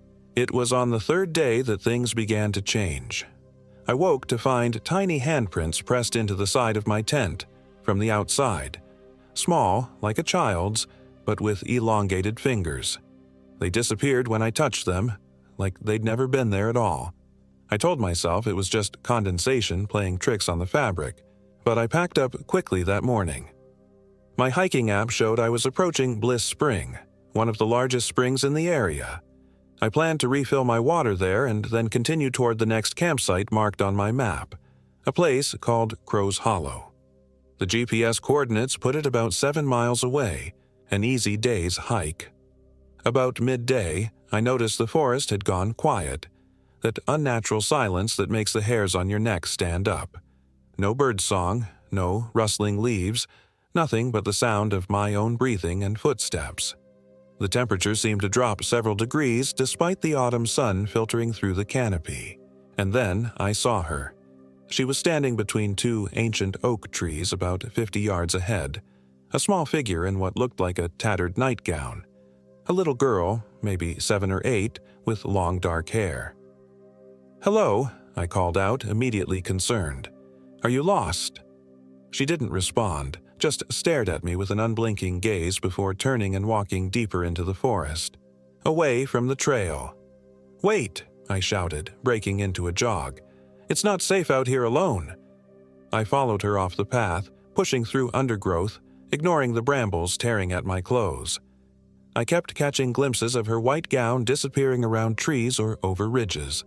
After 5 minutes of pursuit, I realized I'd lost sight of both the girl and the trail. I pulled out my phone to check the GPS, but the screen showed only static before going completely black. Dead battery? Impossible. I'd charged it fully that morning. My satellite phone fared no better. No signal, no power. For the first time, a flutter of genuine fear sparked in my chest. I took a deep breath and pulled out my compass instead. East. The trail had been running north-south, so if I headed east, I should intersect it again. An hour later, I was still walking east according to my compass, but there was no trail. Worse, the forest had changed subtly. The trees seemed closer together, older somehow, with gnarled branches that blocked more of the sky. The ground was spongier, almost boggy in places. This wasn't right. The area I'd been hiking was predominantly highland ridges, not marsh. Shadows lengthened as afternoon crept toward evening, and with growing panic, I realized I needed to find shelter for the night. I chose a small clearing beneath a massive oak and began setting up my tent with trembling hands. As I hammered in the last stake, I heard it, a child's laughter, high and sweet, but with something wrong in the pitch. It seemed to come from everywhere and nowhere. "Who's there?" I called, my voice cracking. "Please, I can help you if you're lost." Silence answered me. Then, from somewhere in the darkening trees, "Rachel." My name, in a child's voice but with an adult's inflection. My body went cold. "How do you know my name?" I demanded, fumbling in my pack for my flashlight. When the voice came again, it was closer. "You said you'd come back for me, Rachel." "I don't know what you're talking about," I said, finally getting the flashlight switched on. Its beam seemed weak, unable to penetrate more than a few feet into the gathering darkness. "I've never been here before." "Yes, you have," the voice whispered, now seeming to come from just behind me. "You were my mother." I spun around, sweeping the flashlight in a panicked arc, but saw nothing but trees and shadows. "I don't have any children," I said firmly, trying to quiet the tremor in my voice. Laughter again, but this time it changed halfway through, deepening into something that couldn't possibly come from a human throat. I retreated into my tent, zipping it closed as if the thin nylon could protect me from whatever was out there. I tried my phone and satellite phone again, both still dead. I kept the flashlight on, though its batteries were draining impossibly fast, the beam growing dimmer by the minute. Throughout that endless night, something circled my tent. Sometimes it whispered my name. Sometimes it sobbed with a child's voice. Sometimes it scraped against the fabric with what sounded like claws. By dawn, I was a shaking, sleepless wreck. When the first gray light filtered through the tent walls, the noises stopped. I waited another hour before finding the courage to unzip the door and peer out. The clearing looked normal in the morning light, but scratched into the trunk of the oak tree, fresh and oozing sap, was a crude stick figure with a round head and elongated fingers. I packed up in record time, forcing down a protein bar and some water despite my churning stomach. I needed to find my way back to civilization, trail or no trail. The compass still pointed east, so east I went, practically jogging through the forest. By midday, exhaustion forced me to slow my pace. The terrain had changed again, becoming rocky and steep. I found myself climbing a ridge I didn't recognize from any of my maps. When I reached the top, the landscape spread out before me made me doubt my own sanity. A vast hollow stretched below, filled with mist despite the afternoon sun. At its center stood what looked like an abandoned settlement, a dozen or so dilapidated wooden structures arranged in a rough circle. It wasn't on any of my maps, but it was unmistakably man-made. I checked my compass again. It was spinning wildly, the needle rotating in complete circles as if searching for north and finding it everywhere. Common sense told me to avoid the settlement, to turn around and try another direction. But I was exhausted, dehydrated, and desperate for any sign of human presence. Maybe there would be a road, or at least some clue about where I was. I began the descent into the hollow. The mist grew thicker as I approached the buildings, dampening my clothes and skin with its clammy touch. Up close, the structures were even more decrepit than they had appeared from the ridge. Weathered gray wood, collapsed roofs, broken windows like gouged-out eyes. They looked like they had been abandoned for a century, not decades. In what must have once been the center of the settlement stood a well, a simple stone circle with rotting wooden supports for what had once been a roof. I approached it cautiously, hoping for water despite the well's obvious age. As I peered over its edge, the mist seemed to pull back slightly, allowing me to see nothing but impenetrable darkness below. No glint of water, no bottom at all. Just darkness that seemed to swallow the light. "She's in there," came a voice behind me. I spun around so quickly I nearly fell. A man stood there, tall and gaunt with a gray beard that reached to his chest. He wore filthy overalls and a flannel shirt so faded its original color was indiscernible. His eyes were roomy and unfocused, but fixed on me with disturbing intensity. Who are you?" I managed to ask. "Vernon Holloway," he said in a voice like gravel. "Been waiting for someone to come looking." "Looking for what?" "Not what. Who?" He gestured to the well. "For her, little Beth. She's been calling for her mama." Ice trickled down my spine. "I'm not anyone's mother. I'm lost. I just need to find my way back to the trail." Vernon's laugh was as dry as dead leaves. "Ain't no trails here, miss. Not anymore. This is Crow's Hollow. Been empty since 1879, when they all disappeared." Crow's Hollow, the name of the campsite I'd been heading toward. But this couldn't be right. There wasn't supposed to be any settlement there, abandoned or otherwise. "What happened to them?" I asked, although every instinct screamed at me to run. "They took a child that wasn't theirs," Vernon said, taking a step closer. His breath smelled of decay. "A little girl they found wandering in the woods. Called her a gift from God, but she wasn't from God." He looked meaningfully at the well. "She came from down there. And when her real mother came looking for her," he drew a gnarled finger across his throat. "That's just a story," I said firmly, taking a step back. "Folk tales. I need real help. Is there a road nearby? A ranger station?" Vernon's cloudy eyes narrowed. "You think I'm spinning yarns? Then why has she been calling your name? Rachel, why did she lead you here?" My heart nearly stopped.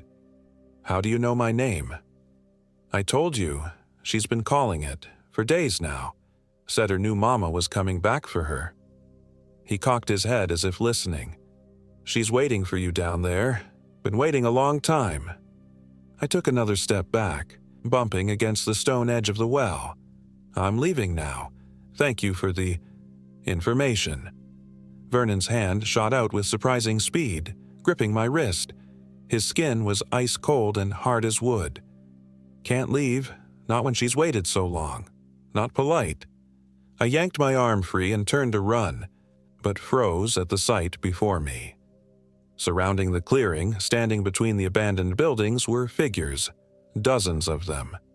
Men, women, children, all dressed in 19th century clothing, all with the same sunken eyes and gray skin as Vernon. They stood motionless, watching. "Just a quick visit," Vernon said behind me. "That's all she wants. A mother's love." I felt the cold stone of the well at my back, the only direction not blocked by the figures. Something brushed against my hand, light as a butterfly wing. I looked down. A small gray hand with elongated fingers had emerged from the darkness of the well, resting on the stone edge. Then another. Then a head began to rise. Long dark hair first, then a forehead, then eyes that reflected no light at all. "Mama," came the whisper from a mouth still below the edge of the stone. "You came back." I screamed then, a primal sound torn from the deepest part of me. I lunged sideways away from those reaching hands and ran for the narrowest gap between the watching figures. They made no move to stop me, simply turning their heads in unison to follow my desperate flight. I ran blindly through the mist, tripping over roots and stones, branches whipping at my face. Behind me, I heard the patter of small, quick footsteps.